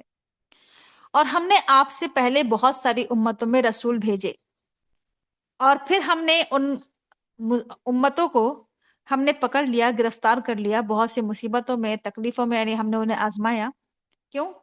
تاکہ وہ اللہ کی طرف روئیں، گڑ گڑائیں، عاجزی اختیار کریں، دعائیں کریں. یعنی اللہ کی طرف سے جو مصیبتیں آتی ہیں، جو آزمائشیں آتی ہیں، جو پریشانیاں آتی ہیں، وہ ایسا نہیں کہ اللہ تعالیٰ ظالم ہے یا اللہ تعالیٰ کوئی ظلم کر رہا ہے. اللہ تعالیٰ مصیبتیں، تکلیفیں، پریشانیاں اس وجہ سے بھی دیتا ہے تاکہ یہ میرا بندہ میرے آگے روئے، گڑ گڑائے، دعائیں کرے، اس کے اندر عاجزی انکساری پیدا ہو، یہ جھک جائے میرے آگے.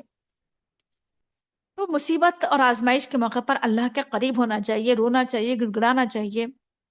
آگے کہا جا رہا ہے کہ جب ان پر ہماری طرف سے کوئی مصیبت آتی ہے تو ایسا کیوں نہیں ہوتا ہے کہ وہ اللہ کے آگے جھکیں، عاجزی اختیار کریں، بلکہ ان کے دل اور زیادہ سخت ہو جاتے ہیں، اور شیطان ان کے لیے ان کے اعمال کو مزین کر دیتا ہے. کچھ لوگ مصیبت کے آنے کے بعد جھکنے کے بجائے، اللہ کے آگے رونے اور گڑ گڑانے کے بجائے، اور زیادہ کیا ہو جاتے ہیں؟ سخت دل ہو جاتے ہیں، اور زیادہ برے اعمال کرنے لگتے ہیں، اور زیادہ گناہ کرنے لگتے ہیں. بس وہ بھول جاتے ہیں جو نصیحت انہیں کی گئی تھی، وہ اسے بھلا دیتے ہیں. تو پھر ہم ان پر خوشحالی کے دروازے کھول دیتے ہیں. دیکھیے، ایسا بھی ہوتا ہے کہ جب لوگ نصیحتوں کو بھول جاتے ہیں، قرآن کو بھول جائیں، قرآن و حدیث کی تعلیمات کو بھول جائیں، اچھی باتیں بھول جائیں، تو پھر اللہ تعالیٰ ان پر خوشحالی کے دروازے کھول دیتا ہے.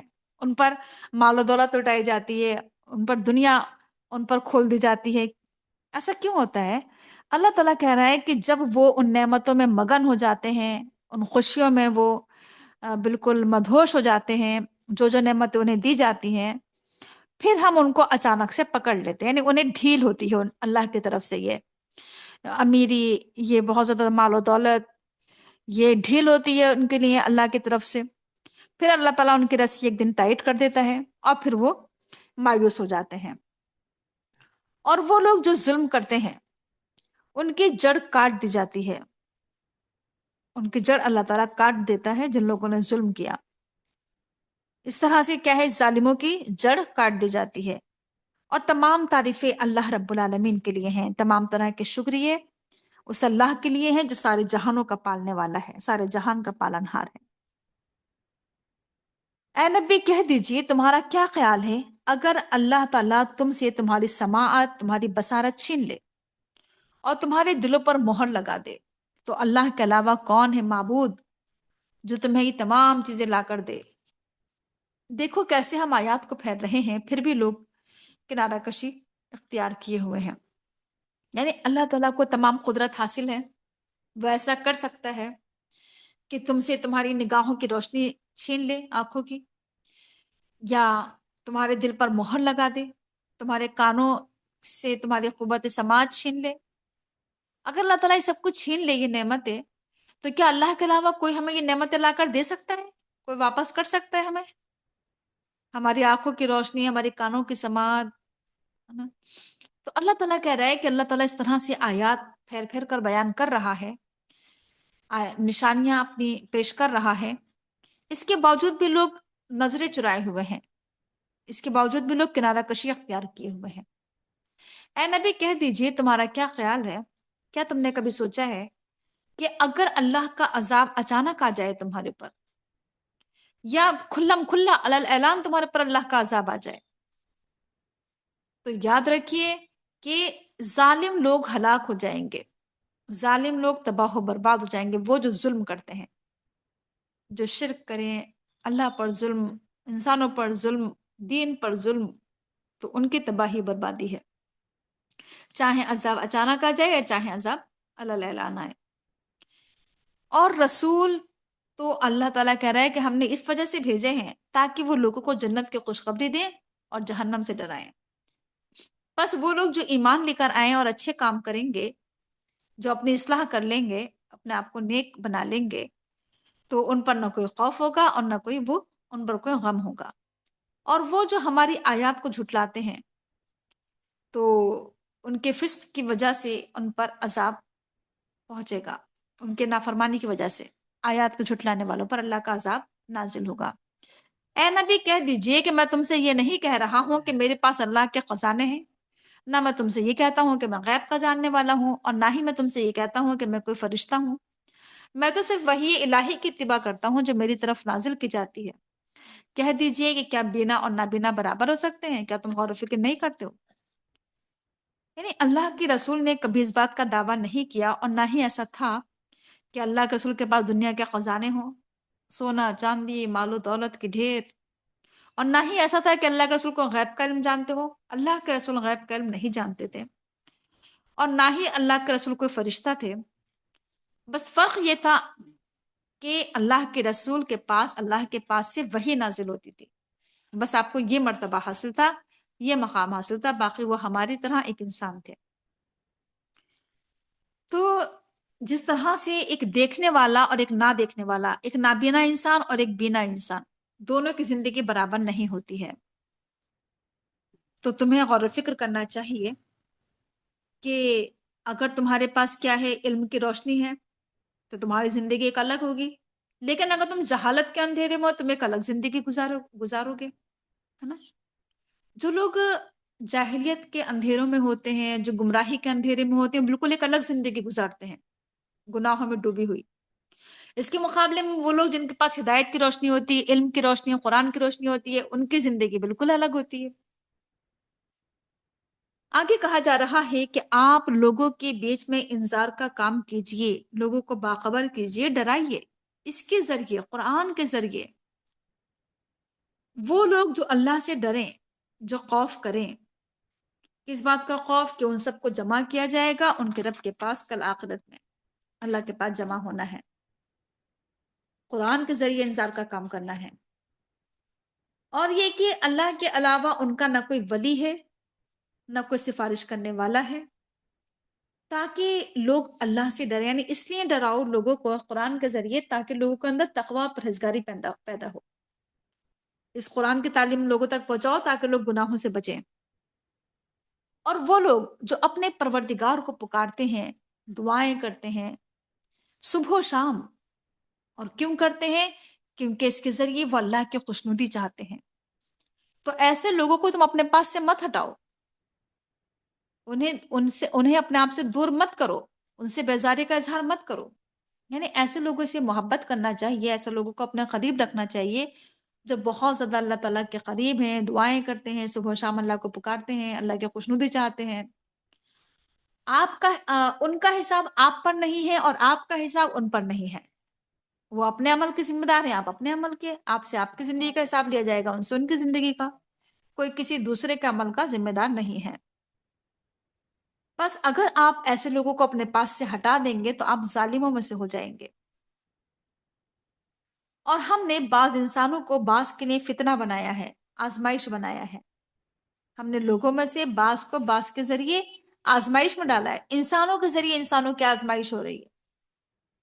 ہر انسان کو آزمایا جا رہا ہے دوسرے انسان سے، دوسرے انسان کے ذریعے، شوہر کی آزمائش بیوی کے ذریعے، بیوی کی آزمائش شوہر کے ذریعے، ماں باپ کی آزمائش اولاد کے ذریعے، اولاد کی آزمائش ماں باپ کے ذریعے، اور بھی بہت سارے رشتے ہیں جس میں انسان کی آزمائش ہوتی ہے،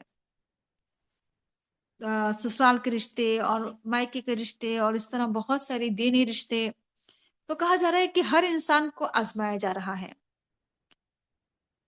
اور اس کے بعد کہا جا رہا ہے کہ تاکہ وہ یہ کہیں کہ کیا اللہ نے ان پر احسان کیا ہمارے درمیان۔ ایک دیکھیے آزمائش یہ بھی ہوئی تھی ان کی کہ اللہ کے رسول کو، یا آپ کہہ لیجئے کہ بنی اسماعیل کو اللہ ताला ने नबूवत से नवाजा और बनी इसराइल से छीन ली। अब ये क्या था, उनके लिए एक आजमाइश थी ये चीज। अब इन लोगों ने बातें बनाई कि अल्लाह ने इन पर एहसान किया हमारे दरमियान, बल्कि इन्हीं में से बहुत सारे लोगों ने एतराज किया, इनके अपने लोगों में से, कि अल्लाह ने इन पर एहसान किया, ये नबी बनाए गए हैं, इन्हें नबूवत से नवाजा गया है। क्या अल्लाह ताला नहीं जानता है अपने शुक्रगुजार बंदों को? यानी अल्लाह खूब जानता है कि अल्लाह किसे दे अपनी ये नेमत। और जब आते हैं आपके पास वो लोग जो हमारी आयत पर ईमान लाते हैं, ये जो मोमिन होते हैं, जब वो आपके पास आए तो आप उन्हें सलाम कीजिए, आप उनसे कहिए कि तुम पर अल्लाह की सलामती हो। अल्लाह ने, तुम्हारे परवरदिगार ने अपने ऊपर रहमत को वाजिब कर लिया है, लाजिम कर लिया है। तुम में से जो लोग बुरा काम करेंगे, गुनाह का काम करेंगे नादानी की बिना पर, जहालत की बिना पर, और फिर इसके बाद तौबा कर लेंगे और अपनी इस्लाह भी करेंगे, तो अल्लाह ताला बख्शने वाला, रहम करने वाला है। यानी गुनाह एक चीज की जानबूझ कर ना हो, गुनाह नादानी में हो जाए, जहालत में हो जाए, और दूसरी बात ये कि गुनाह होने के बाद फिर अल्लाह से तौबा कर ली जाए, और फिर न सिर्फ ये तौबा की जाए बल्कि अपनी इस्लाह भी की जाए, अपने आप को सुधारा भी जाए, तो अल्लाह ताला गुनाहों को बख्श देता है और रहम फरमाता है। इसी तरह से हम आयत को खोल खोल कर बयान कर रहे हैं, और हम मुजरिमीन का रास्ता भी वाज़ेह कर रहे हैं कि मुजरिमों का रास्ता कौन सा है, किस रास्ते पर चलोगे तो मुजरिम कहलाओगे, जुर्म करने वालों का रास्ता। ऐ नबी कह दीजिए कि मुझे इस बात से रोका गया है, मना किया गया है कि मैं इबादत करूं उन लोगों की जिन्हें तुम पुकारते हो अल्लाह के अलावा। ऐ नबी कह दीजिए कि मैं तुम्हारे ख्वाहिशात की इत्तिबा नहीं करूंगा, अगर मैं ऐसा करूंगा तब तो मैं गुमराह हो जाऊंगा और मैं हिदायत याफ्ता लोगों में से नहीं रहूंगा। ऐ नबी कह दीजिए कि बेशक मैं तो अपने परवरदिगार की तरफ से वाज़ेह निशानी पर हूँ, दलील रोशन पर हूँ, और तुमने इसका इनकार कर दिया, बैयना का, कुरान का। मैं तो इस पर हूँ, मेरे पास या मेरे अख्तियार में वो चीज नहीं है जिसके लिए तुम सब जल्दी मचा रहे हो। यानी अजाब, ये लोग कहते थे ना कि ले आओ अल्लाह का अजाब, तो अल्लाह के रसूल ने कहा कि जिसकी तुम जल्दी मचा रहे हो वो मेरे अख्तियार में नहीं है। हुक्म तो अल्लाह का चलता है, फैसले का सारा अख्तियार अल्लाह के हाथ में है, और अल्लाह ताला हक बयान करता है, और अल्लाह ताला बेहतरीन फैसला फरमाने वाला है। ऐ नबी कह दीजिए कि अगर मेरे इख्तियार में होता, मेरे पास होता वो जिसके तुम जल्दी मचा रहे हो, तब तो मामला चुका दिया जाता मेरे दरमियान और तुम्हारे दरमियान। यानी अगर इंसानों के हाथ में आ जाए अजाब का इख्तियार, फिर तो क्या हो कि इंसान का हाल तो ये कि इधर किसी ने कोई गलती की, उधर वो क्या करे, उसकी पकड़ कर ले। अगर इंसानों के हाथ में हो तब तो मामला चुका दिया जाए, और अल्लाह ताला जालिमों को खूब जानता है। अल्लाह के हाथ में है गैब की कुंजियां, और उसे अल्लाह के सिवा कोई नहीं जानता है। गैब का इल्म अल्लाह के पास है।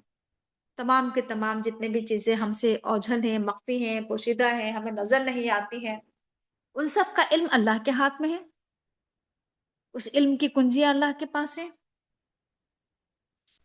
और अल्लाह के सिवा से कोई नहीं जानता है गैब की बातों को। और अल्लाह ही जानता है खुद जो कुछ कुछ ही करता फिरे खुशकी में है और जो हरकतें कुछ समंदर में खुद ही है, हरा। जो कुछ भी तरी में है और जो कुछ खुशकी में है, वो सब कुछ अल्लाह जानता है। और यहाँ तक कि अगर कोई दरख्त से एक पत्ता भी अगर गिरता है तो वो भी अल्लाह के इल्म में होता है। वो भी, कोई दरख्त का पत्ता ऐसा नहीं है कि वो गिरे और अल्लाह के इल्म में ना हो, वो भी अल्लाह के इल्म में होता है। इतना वसी इल्म है अल्लाह ताला का। यहाँ तक कि कोई एक दाना, कोई एक बीज जो जमीन की तारीकियों में हो, तारीक पर्दों में, जमीन के अंधेरों में अगर एक दाना भी होता है तो वो भी अल्लाह के इल्म में होता है, एक बीज भी। और इसी तरह से तमाम तरह की खुश्क चीजें, तमाम तरह की तर चीजें, ये भी अल्लाह के इल्म में है। और सब ये कुछ चले लिखा जा। हुआ है पहले से, सब कुछ अल्लाह के पास एक खुली किताब में लिखा हुआ है।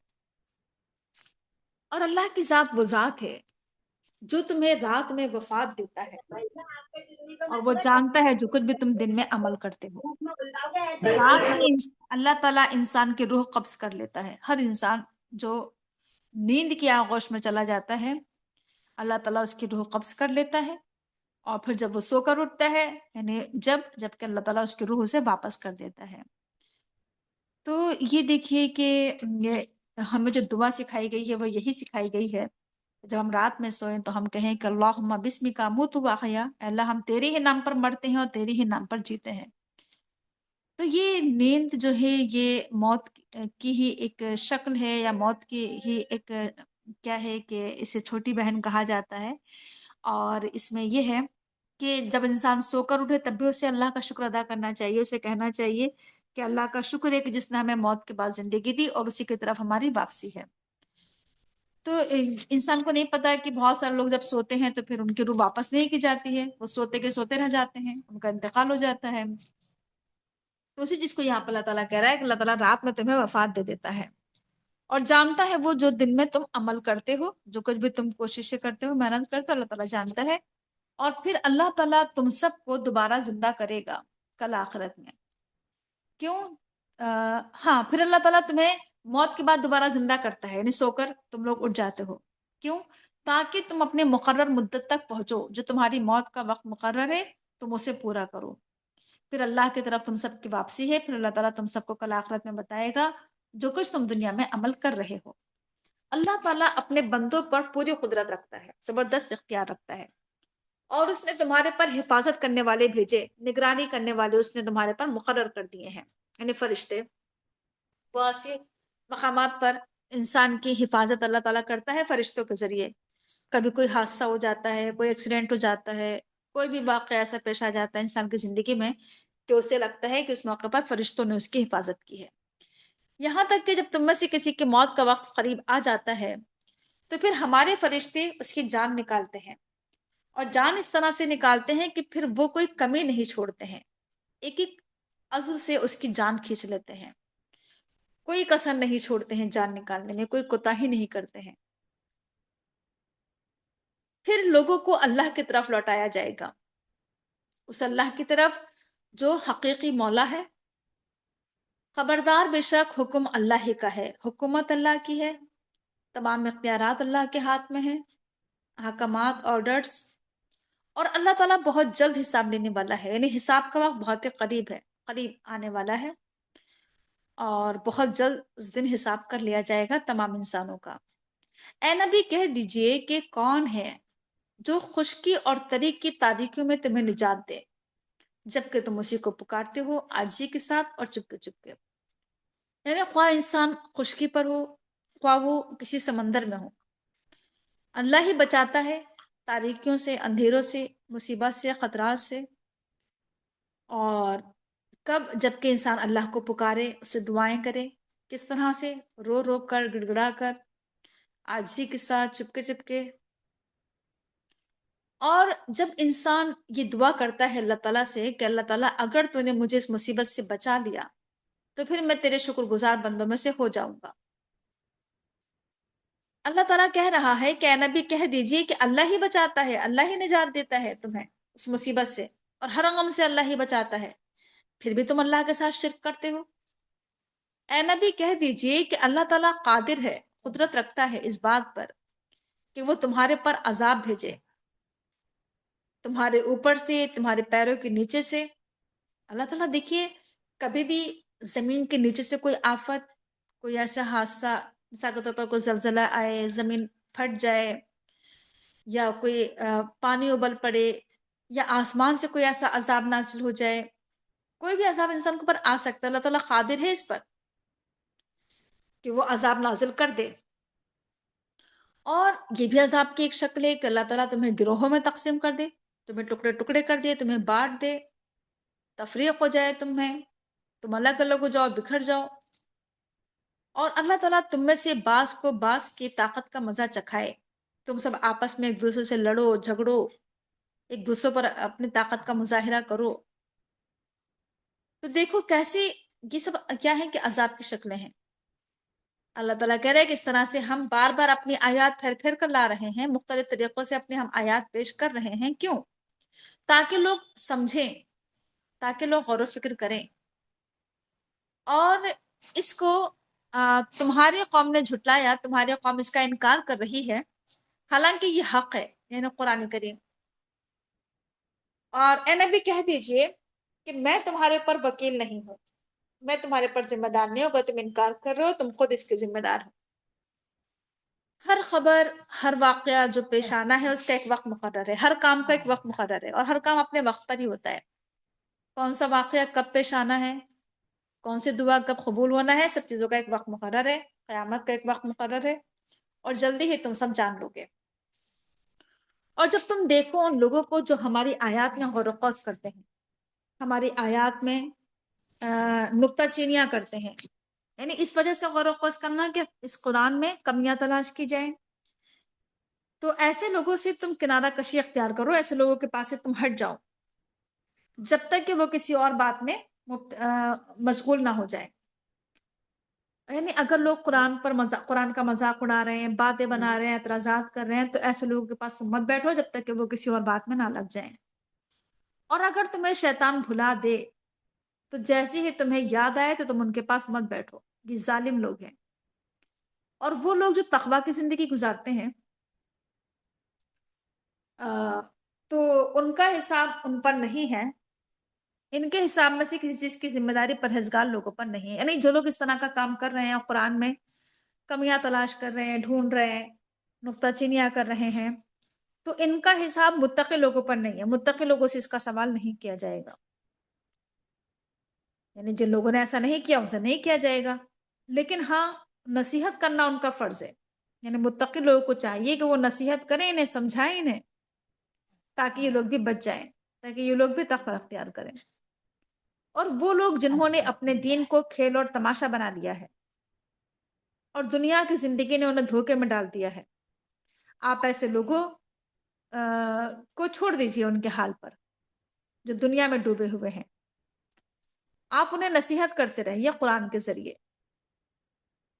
کہیں ایسا نہ ہو کہ کوئی شخص اپنے کرتوتوں کے وبال میں گرفتار ہو جائے، کہیں ایسا نہ ہو کہ اس کے کرتوتوں کی بنا پر اس پر کوئی مصیبت نازل ہو جائے۔ اس لیے آپ قرآن کے ذریعے نصیحت کرتے رہیے۔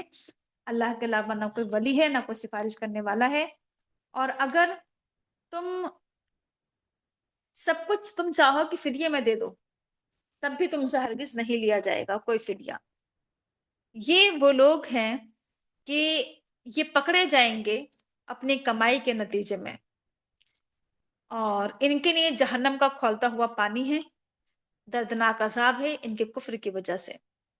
اے نبی کہہ دیجئے کہ کیا ہم پکاریں انہیں، کیا ہم دعائیں کریں ان سے جو اللہ کے علاوہ لوگ ہیں، حالانکہ نہ وہ ہمیں کوئی نفع پہنچا سکتے ہیں اور نہ ہی ہمیں وہ کوئی نقصان پہنچا سکتے ہیں۔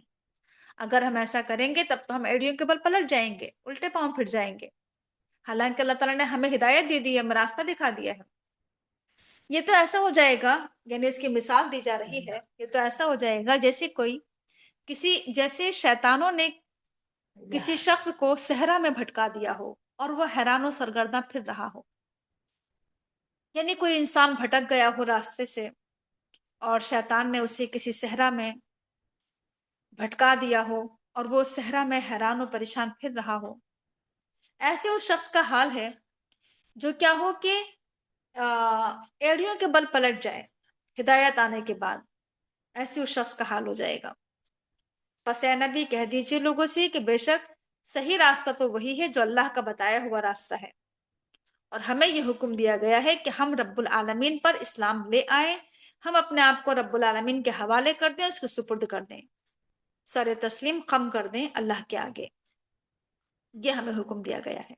اور کیا حکم دیا گیا ہے؟ اور یہ کہ نماز قائم کرو اور اللہ سے ڈر کر زندگی گزارو، اور اللہ ہی کی طرف تم سب کو اکٹھا کیا جائے گا۔ اللہ کی ذات وہ ذات ہے جس نے آسمان بنائے، زمین بنائی حق کے ساتھ۔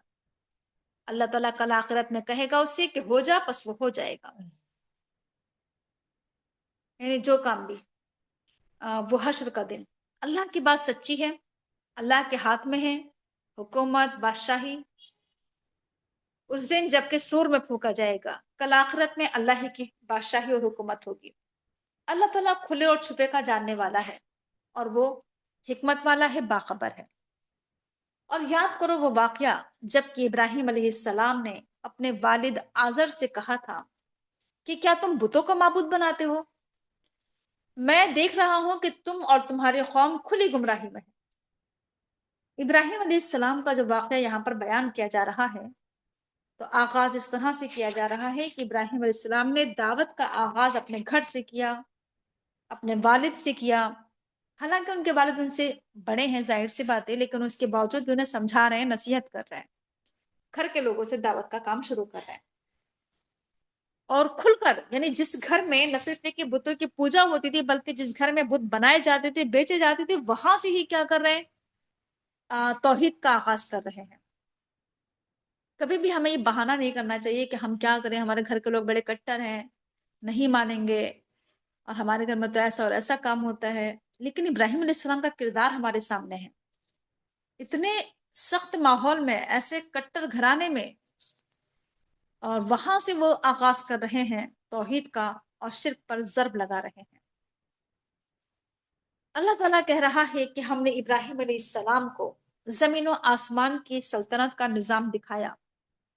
ابراہیم علیہ السلام بڑے سمجھدار انسان تھے، عقل مند انسان تھے، وہ آسمان و زمین پر غور کرتے تھے، وہ تاروں پر، چاند پر، سورج پر غور و فکر کرتے تھے، دنیا کے نظام پر غور کرتے تھے، اور ان کی سمجھداری، اس سمجھداری نے انہیں اللہ کے قریب کر دیا، اللہ کا تعارف اور اللہ کی معرفت انہیں حاصل ہوئی تھی۔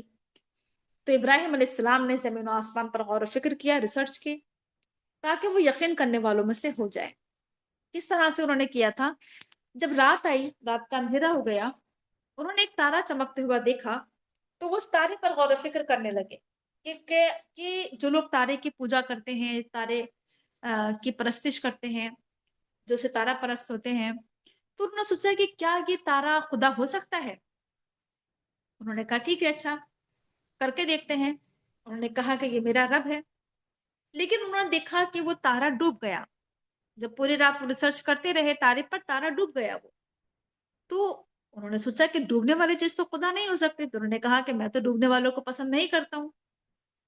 اس کے بعد پھر انہوں نے چاند پر غور و فکر کیا، چاند پر ریسرچ کی، اور سوچا کہ جو لوگ چاند کی پوجا کرتے ہیں کہ ہو سکتا ہے کہ یہ خدا ہو۔ اس پر غور و فکر کرتے رہے کہ یہ میرا رب ہے، کہ کیا یہ میرا رب ہو سکتا ہے؟ جب انہوں نے دیکھا کہ چاند بھی ڈوب گیا، تو پھر انہوں نے کہا کہ اگر میرے رب نے مجھے راستہ نہیں دکھایا، مجھے ہدایت نہیں دی، تب تو میں بڑا گمراہ ہو جاؤں گا۔ اب انہوں نے پھر کیا ہوا کہ سورج دیکھا دوسرے دن صبح میں، اور پورے دن وہ سورج پر غور و فکر کرتے رہے، اس پر ریسرچ کرتے رہے، اور کہنے لگے کہ جو لوگ سورج کی پوجا کرتے ہیں، آج بھی سورج کی پوجا کی جاتی ہے، تو کہا کہ شاید یہ میرا رب ہے، کیونکہ یہ زیادہ بڑا ہے، زیادہ چمکدار ہے یہ۔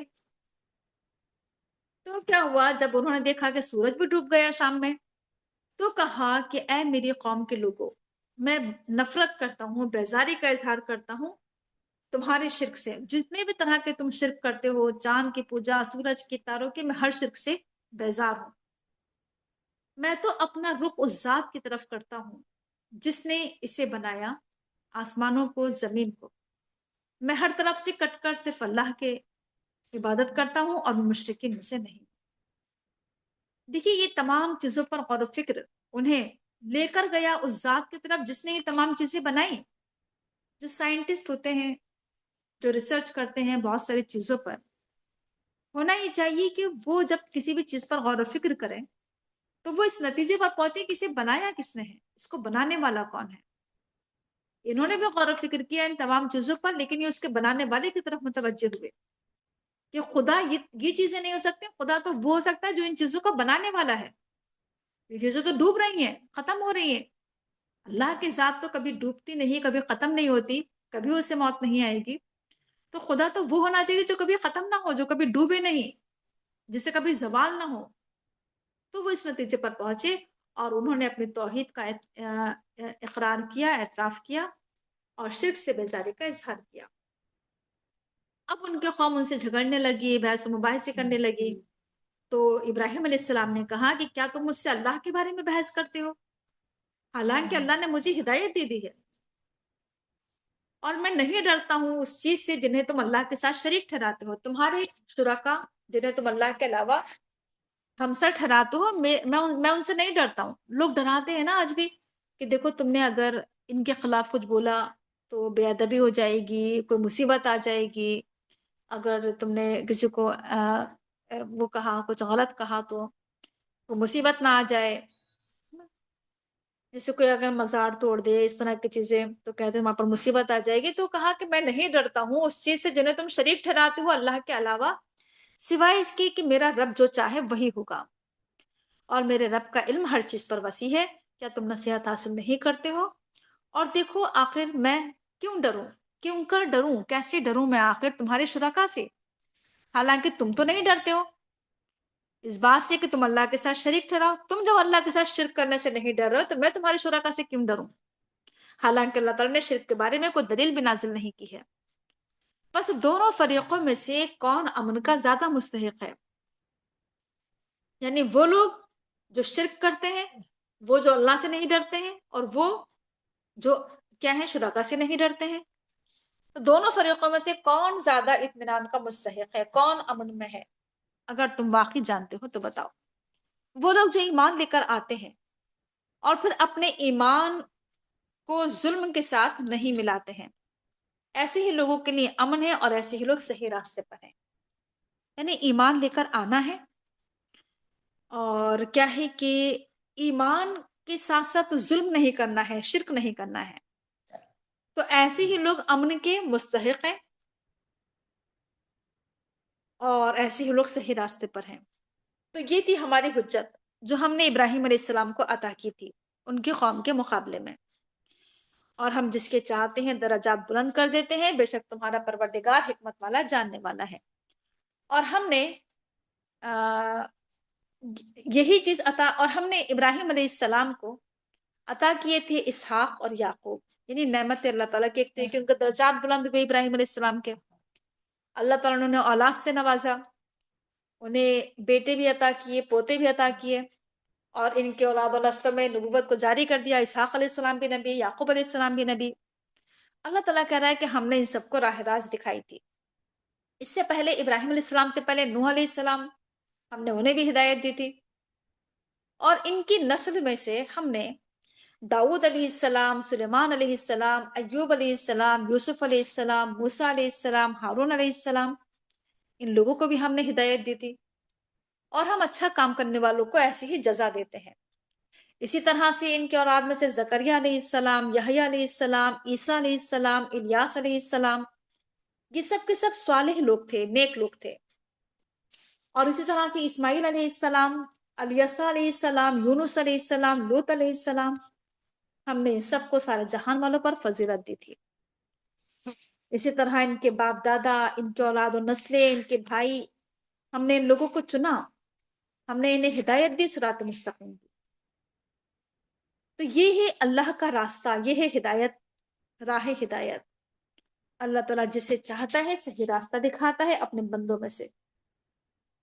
اور یہ انبیاء کرام جن کا یہاں پر ذکر کیا جا رہا ہے، کہا جا رہا ہے کہ اگر یہ لوگ بھی شرک کر لیتے یا شرک کریں تو ان کے تمام اعمال ضائع ہو جائیں، یعنی انبیاء کرام بھی اگر شرک کریں گے تو ان کے بھی عمل ضائع ہو جائیں گے۔ یہ انبیاء کرام وہ لوگ ہیں کہ جن کو اللہ تعالیٰ کہہ رہا ہے کہ ہم نے ان لوگوں کو کتابیں دی آسمانی، ہم نے انہیں حکمت سے نوازا، سوجھ بوجھ عطا کی، ہم نے انہیں علم عطا کیا، ہم نے انہیں نبوت عطا کی۔ بس اگر کوئی ان کا انکار کرے گا تو ہمیں کوئی پرواہ نہیں، ہم نے کچھ اور لوگوں کو یہ نعمت سونپ دی ہے جو اس کے منکر نہیں ہے۔ اگر کوئی انکار کرتا ہے تو ہمیں ضرورت نہیں ہے اس کی۔ اور یہ ہے کہ ہم نے یہ نعمت، ہم یہ نعمت ایسے لوگوں کو عطا کر دیں گے جو اس کے انکار نہیں کریں گے، تم اگر ایمان نہیں لاؤ گے۔ بس یہ وہ لوگ ہیں، یہ انبیاء کرام جنہیں اللہ نے ہدایت دی، بس تم ان کی ہدایت کی اقتداء کرو، ان کے پیچھے چلو، انہیں فالو کرو، ان کی اتباع پیروی کرو، ان کے راستے پر چلو، انبیاء کرام کے راستے پر۔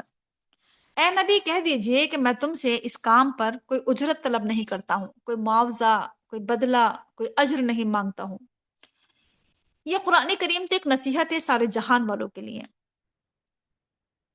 اور لیکن لوگوں نے اللہ کی قدر نہیں کی جیسا کہ اس کے قدر کا حق ہے۔ اللہ کا جو مقام، جو قدر و منزلت، جو مرتبہ ہے اللہ تعالیٰ کا، جیسے اللہ تعالیٰ سے ڈرنا چاہیے، تو لوگ اللہ کے حق ادا نہیں کر رہے ہیں، اللہ کی قدر نہیں کر رہے ہیں۔ اب بند کرنا مجھے اس کو۔ جبکہ لوگوں نے کہا کہ اللہ نے کسی بشر پر کچھ نازل نہیں کیا، لوگوں نے صاف صاف انکار کیا کہ اللہ نے کچھ نازل نہیں کیا ہے۔ اے نبی کہہ دیجئے کہ پھر یہ کتاب کس نے نازل کی؟ وہ کتاب جو موسیٰ علیہ السلام لے کر آئے تھے، جو نور اور روشنی تھی، جو ہدایت تھی تمام لوگوں کے لیے، جس کتاب کے تم نے ٹکڑے ٹکڑے کر دیے، پارا پارا کر دیا، جس نے تم نے کتاب کے کچھ حصے کو تو ظاہر کیا، کچھ کو تم نے بہت سے حصوں کو چھپایا کتاب کے، اور تمہیں وہ کچھ سکھایا گیا تھا جو تم نہیں جانتے تھے، نہ تم نہ تمہارے باپ دادا۔ کس نے سکھایا یہ تمہیں سب کچھ؟ کس نے نازل کیا؟ کہہ دو اللہ نے۔ بس تم ایسے لوگوں کو ان کے حال پر چھوڑ دو جو لوگ اس طرح کی باتیں بنا رہے ہیں، کھیل تماشے میں لگے ہوئے ہیں، تو تم انہیں باتیں بنانے دو۔ اور کہا جا رہا ہے کہ یہ کتاب یا قرآن اسی طرح سے ہم نے اس کتاب کو نازل کیا ہے، اور یہ ایک بہت ہی مبارک کتاب ہے، بڑی برکتوں والی کتاب ہے۔ اس کتاب کے اندر برکتیں جمع کر دی گئی ہیں، اس کتاب کے اندر بہت کچھ ہے۔ اس کتاب کے پڑھنے پر بھی اجر و ثواب ہے، سمجھنے پر بھی، غور و فکر کرنا، عمل کرنا، دوسروں تک پہنچانا۔ بہت ہی مبارک کتاب ہے یہ۔ کیوں؟ کیونکہ یہ مبارک مہینے، رمضان کے مبارک مہینے میں نازل ہوا ہے، کیونکہ یہ ایک مبارک ذات کی طرف سے اترا ہے، اللہ رب العزت جو تبارک الذی بیدہ الملک، جو مبارک ذات ہے، مبارک رسول پر اترا، مبارک رسول فرشتے سے لے کر آئے، مبارک رات میں اترا ہے، یہ برکتوں والی رات میں، شب قدر میں، مبارک جگہ ببکہ مبارکہ، مکہ میں آغاز ہوا اس کا۔ کتنی برکت اللہ تعالیٰ نے اس قرآن کریم کے اندر جمع کر دی ہیں۔ خیر امت، جو یہ آخری امت ہے جسے خیر امت کہا گیا ہے نا، اس کی ہدایت کے لیے قیامت تک کے۔ تو کہا جا رہا ہے کہ یہ کتاب تصدیق کرتی ہے، سچا کرتی ہے ان کتابوں کو جو پہلے سے ہیں۔ اور کیوں کتاب نازل کی اللہ تعالیٰ نے؟ یہ کتاب اس لیے نازل کی ہے تاکہ آپ اس کتاب کے ذریعے لوگوں کو باخبر کریں، لوگوں کو آگاہ کریں، لوگوں کو ڈرائیں، اس کتاب کے ذریعے انذار کا کام کریں آپ۔ کن لوگوں کو؟ جو اس بستی کے رہنے والے ہیں، جو مکہ کے رہنے والے ہیں، اور وہ جو اس بستی کے چاروں طرف ہیں۔ دیکھیں مکہ جو ہے وہ سینٹر میں ہے، بیچ میں ہے، جیسے ہم سب جانتے ہیں نا کہ خانہ کعبہ جو ہے وہ بالکل دنیا کے بالکل بیچوں بیچ واقع ہے، تو اب بیچ میں ہے وہ، اس کے چاروں طرف جتنی بستیاں ہیں، جتنے ممالک ہیں، جتنی بھی جگہیں ہیں، چاروں طرف دنیا، پوری دنیا، سب کے لیے قرآن کریم نازل کیا گیا ہے، تمام لوگوں کے لیے۔ اور جو آخرت پر ایمان رکھتے ہیں وہ اس پر بھی ایمان رکھتے ہیں، قرآن پر، یعنی جو قرآن پر ایمان رکھتے ہیں وہ آخرت پر ایمان رکھتے ہیں۔ اور وہ جو نمازوں کی حفاظت کرتے ہیں، تین چیزیں آپس میں ایک دوسرے سے بہت ہی مربوط ہیں: آخرت پر ایمان، قرآن پر ایمان، اور نماز کی حفاظت۔ نماز کی حفاظت وہی کرے گا، یعنی کہ نماز کی پابندی وہی کرے گا جو قرآن پر ایمان رکھتا ہوگا، جو آخرت کو مانتا ہوگا، ٹھیک ہے؟ اور قرآن پر ایمان رکھنے کے نتیجے میں کیا ہوگا کہ انسان نمازوں کی حفاظت کرے گا، اور آخرت پر بھی ایمان پختہ ہوگا اس کا۔ اور آخرت پر ایمان اور یقین ہے نا، کیا ہوتا ہے کہ یہ عقیدہ، یہ خیال انسان کو نماز کی حفاظت پر آمادہ کرتا ہے، اور قرآن پر ایمان، سب چیزیں آپس میں ایک دوسرے سے جڑی ہوئی ہیں۔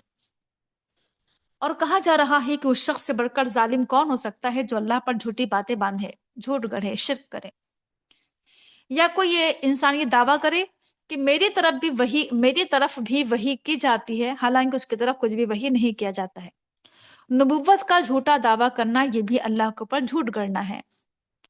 اور جو یہ بات کہے کہ اور اگر کوئی یہ بات کہے کہ میں بھی وحی نازل کر سکتا ہوں جو اللہ نے نازل کیا ہے، یعنی جو آسمانی کتاب اللہ تعالیٰ نازل کر رہا ہے میں بھی ایسی کتاب پیش کر سکتا ہوں، تو اللہ تعالیٰ کہہ رہا ہے کہ کاش کہ تم دیکھو وہ منظر جبکہ ظالموں کا کہ جان کیسے نکالی جائے گی، جب فرشتے ان کی موت کے وقت ان کی جان نکالیں گے، تو کیا ہوگا کہ جب ان پر موت کی بے ہوشی ہوگی اور وہ موت کی بے ہوشی میں ڈبکیاں کھا رہے ہوں گے، فرشتے ہاتھ بڑھا بڑھا کر کہہ رہے ہوتے ہیں کہ لاؤ نکالو اپنی جان، آج تمہیں رسوا کن عذاب کا مزہ چکھایا جائے گا۔ کیوں؟ کیونکہ تم نے اللہ پر ناحق باتیں بنائی، اور تم اللہ کی آیات سے استکبار کرتے تھے، اپنے آپ کو اونچا اور بڑا سمجھتے تھے۔ آج تم میرے پاس تنہا اور اکیلے آئے ہو، جیسے ہم نے تمہیں پیدا کیا تھا دنیا میں تم تنہا اور اکیلے گئے تھے، ایسے ہی کل آخرت میں انسان تنہا اللہ کے سامنے کھڑے ہو کر اپنی زندگی کا حساب دے رہا ہوگا۔ اور جو کچھ بھی ہم نے تمہیں عطا کیا دنیا میں، وہ سب کچھ تم دنیا میں چھوڑ آئے، اپنے پیچھے چھوڑ آئے۔ آج ہم تمہارے ساتھ تمہاری سفارشی نہیں دیکھ رہے ہیں، تمہارے جو تم بڑے دعوے کرتے تھے کہ ہماری سفارش کریں گے، ہمیں بچائیں گے، کہاں گئے تمہارے وہ سفارشی جن کے بارے میں تمہارے بڑے اونچے اونچے دعوے تھے کہ وہ تمہارے شرکا ہیں؟ بس آج وہ تم سے سارے رابطے ٹوٹ گئے، وہ سارے رشتے منقطع ہو گئے، آج تم سے وہ تمام شرکا گم ہو گئے جن کے بارے میں تم بڑے زوم رکھتے تھے۔ بے شک اللہ کی ذات تو وہ ذات ہے جو گٹھلی کو اور دانے کو پھاڑنے والا ہے، یعنی دانے کو پھاڑ کر درخت کا نکلنا، گٹھلی کو پھاڑ کر کسی پھل کا نکلنا، یہ کون کرتا ہے؟ اللہ ہی کرتا ہے، اللہ ہی پھاڑنے والا ہے۔ اور اللہ ہی کیا ہے، دیکھیے اس لیے کہا جاتا ہے کہ وہ قل اعوذ برب الفلق، فلق کا رب، پھاڑنے والا رب، یعنی صبح کو پھاڑنے والا ہے نا، اندھیروں کو پھاڑنے والا، مردہ سے زندہ نکالنے والا، زندہ سے مردہ نکالنے والا، یہ ہے تمہارا اللہ۔ بس تم کہاں بھٹک رہے ہو؟ اللہ تعالیٰ صبح کو چاک کرنے والا ہے، پردہ شب کو چاک کر کے وہ صبح نکالتا ہے۔ اور اللہ تعالیٰ نے رات کو سکون کا ایک وقت بنایا ہے، یعنی رات کا اندھیرا، اس وقت انسان بڑا سکون محسوس کرتا ہے، سو جاتا ہے رات کے اندھیرے میں، اور رات کی نیند انسان کے لیے باعث سکون ہوتی ہے کہ انسان اس وقت کیا کرے، دن بھر کی محنت اور مشقت کرنے کے بعد، تھکنے کے بعد انسان کو سکون میسر آ جائے۔ اسی لیے اللہ تعالیٰ رات کا پردہ کیا کر دیتا ہے، تان دیتا ہے رات کی چادر انسان کے اوپر۔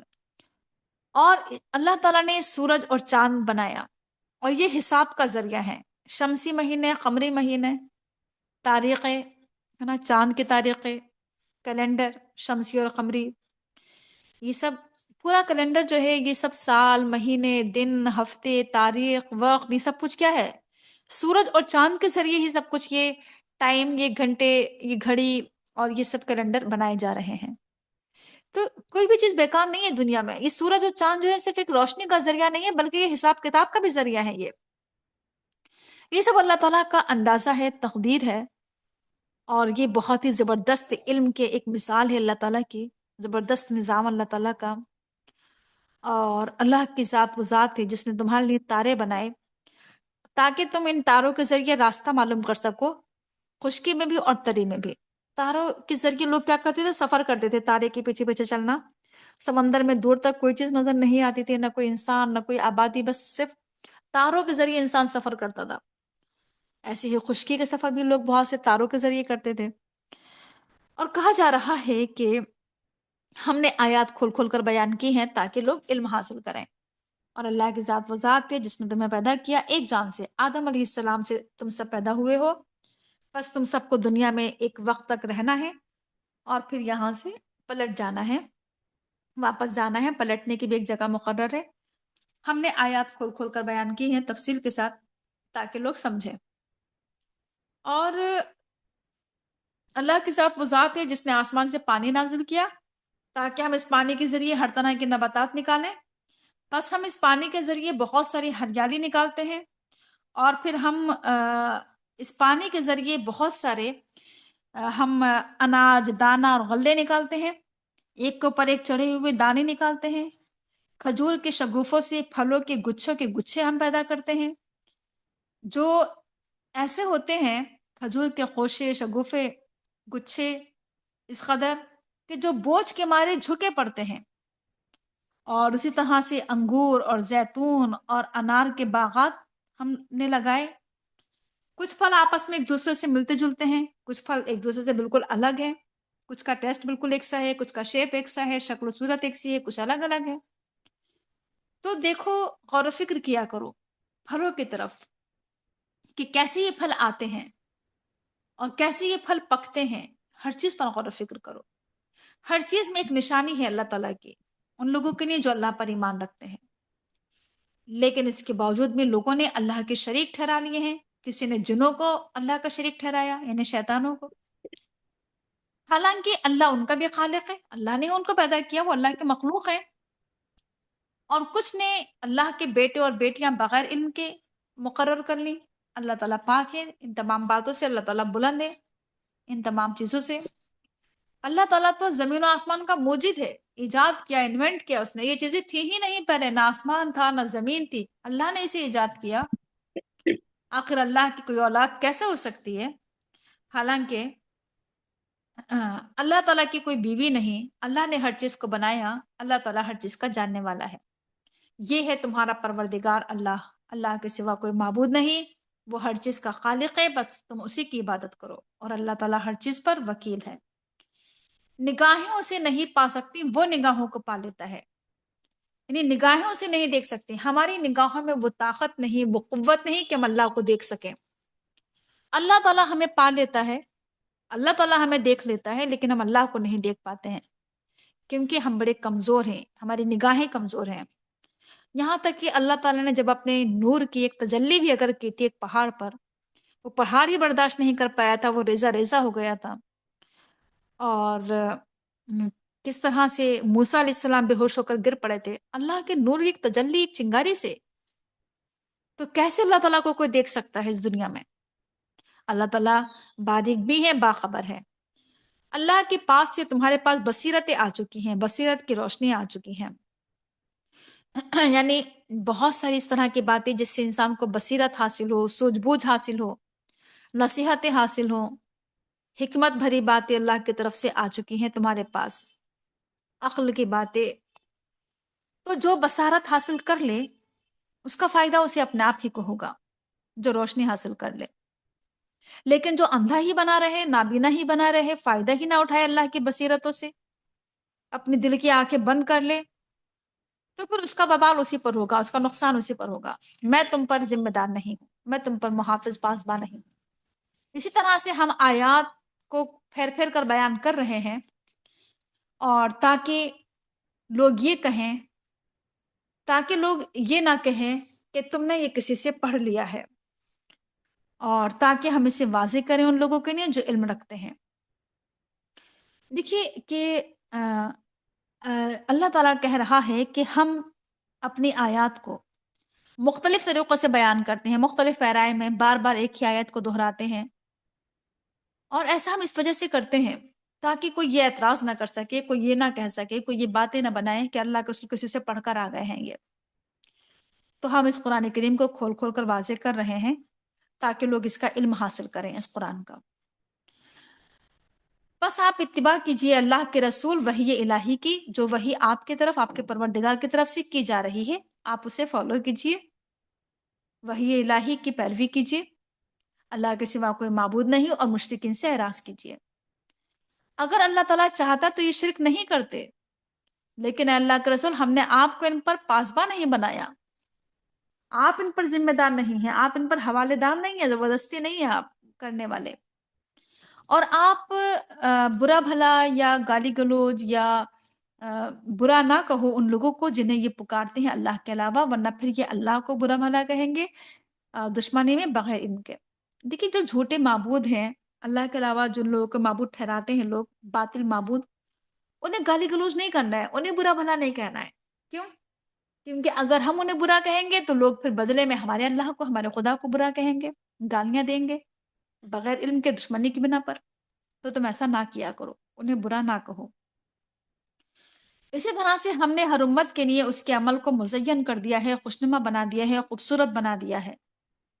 یعنی بہت سارے اعمال ہیں جو انسان کے لیے خوبصورت بنا دیے گئے ہیں، اور انسان کرتا ہے وہ۔ بہت سارے گناہ کے کام بھی خوبصورت بنا دیے گئے ہیں۔ انسان گناہوں کی طرف کیوں جاتا ہے؟ شرک کی طرف، بدعتوں کی طرف کیوں جاتا ہے؟ یا جو بڑے بڑے گناہ ہیں، زنا، شراب، جوا، کیوں جاتا ہے انسان اس طرف؟ کیونکہ وہ عمل اتنے خوبصورت بنا دیے گئے ہیں، اتنے مزین اور آراستہ کر دیے گئے ہیں یہ عمل، کہ انسان اس طرف کو جا رہا ہے۔ زنا انسان کو بڑا خوبصورت بنا کر آج پیش کیا جا رہا ہے سوشل میڈیا پر، زنا کو، شراب کو، اور شراب کے اڈے دیکھ لیجئے۔ اسی طرح سے شرک کے اڈے ہیں، شرک کے اڈے بڑے خوبصورت بنائے جا رہے ہیں، مزارات ایسی چکا چوند، وہاں پر ایسی لائٹنگ، اور ایسے وہاں پر ٹائلس، اور بلڈنگیں اونچی اونچی، قوالیاں، تالیاں، گانے بجانے، ایسے کھانے دانے، اتنا خوبصورت بنا دیا گیا ہے کہ انسان اس طرف لپک رہا ہے۔ بدعتوں کی جتنی بھی چیزیں ہیں، ربیع الاول کے موقع پر لائٹنگ، اور یہ جلسے جلوس، محرم کے موقع پر جلسے جلوس، اور بہت ساری اس طرح کے مہینوں کے تعلق سے بدعتیں بڑے خوبصورت بنا دی گئی ہیں. اسی طرح سے آپ دیکھیے جو غیر اسلامی رسم و رواج ہیں وہ بڑے خوبصورت بنا دی گئی ہیں، ہے نا. شادی کے سے متعلق جتنی بھی رسم و رواج ہیں، مایوں، اپٹن، مہندی، سب اتنا خوبصورت بنا دی گئی ہے کہ انسان اس کی طرف لپک رہا ہے، بڑا اچھا جان رہا ہے اسے. تو یہی کہ اعمال جو ہے نا مزین کر دیے ہیں شیطان نے انسان کے لیے. اور انسان کہا جا رہا ہے کہ ایک دن تمہیں رب کو بھی منہ دکھانا ہے، اللہ کے پاس بھی پلٹنا ہے. اللہ تعالیٰ بتائے گا تمہیں کل آخرت میں کہ تم دنیا میں کیا کیا کر رہے تھے. لوگ اللہ تعالیٰ کے بڑے مضبوط قسمیں کھاتے ہیں اور کہتے ہیں کہ اگر ان کے پاس کوئی نشانی آتی تو وہ ضرور ایمان لے آتے. کل آخرت میں قسمیں کھائیں گے اللہ تعالیٰ ہمارے پاس اگر کوئی آیت آتی تو ہم ضرور ایمان لے آتے. تو اللہ تعالیٰ کہہ رہا ہے کہ اے نبی کہہ دیجئے کہ آیات تو آ چکی ہے اللہ کے پاس سے، ایک آیت نہیں بلکہ بہت آیات آئی ہیں اللہ کے پاس سے، بہت سے معجزات آئے ہیں اللہ کے پاس سے، بہت سی نشانیاں ہیں، لیکن تمہیں احساس نہیں ہے، تمہیں شعور نہیں ہے، سمجھ نہیں ہے. بے شک جب وہ نشانیاں آ جاتی ہیں، آ چکی ہیں، تو لوگ ایمان نہیں لا رہے ہیں. تو پھر ہم ایسے لوگوں کو پھیر دیتے ہیں، پلٹ دیتے ہیں. ایسے لوگوں کا دل، ان کی نگاہیں کو ہم پلٹ دیتے ہیں اس طرح سے جیسے کہ یہ لوگ اس کتاب پر ایمان لائے ہی نہیں تھے. جو لوگ پلٹ جاتے ہیں ان کو پلٹ دیتے ہیں. وہ ایسے ہو جاتے ہیں گویا کہ وہ ایمان رکھتے ہی نہیں تھے، اس پر پہلی مرتبہ ایمان لائے ہی نہیں تھے. اور ہم ایسے لوگوں کو سرکشی میں بھٹکنے کے لیے چھوڑ دیتے ہیں. ایسے لوگوں کو ہم ان کی رسی ڈھیلی کر دیتے ہیں اور پھر وہ سرکشی میں بہت دور نکل جاتے ہیں، بھٹک جاتے ہیں. سبحانک اللہم و بحمدک نشہد ان لا الہ الا انت نستغفرک و نتوب الیک. السلام علیکم ورحمۃ اللہ وبرکاتہ.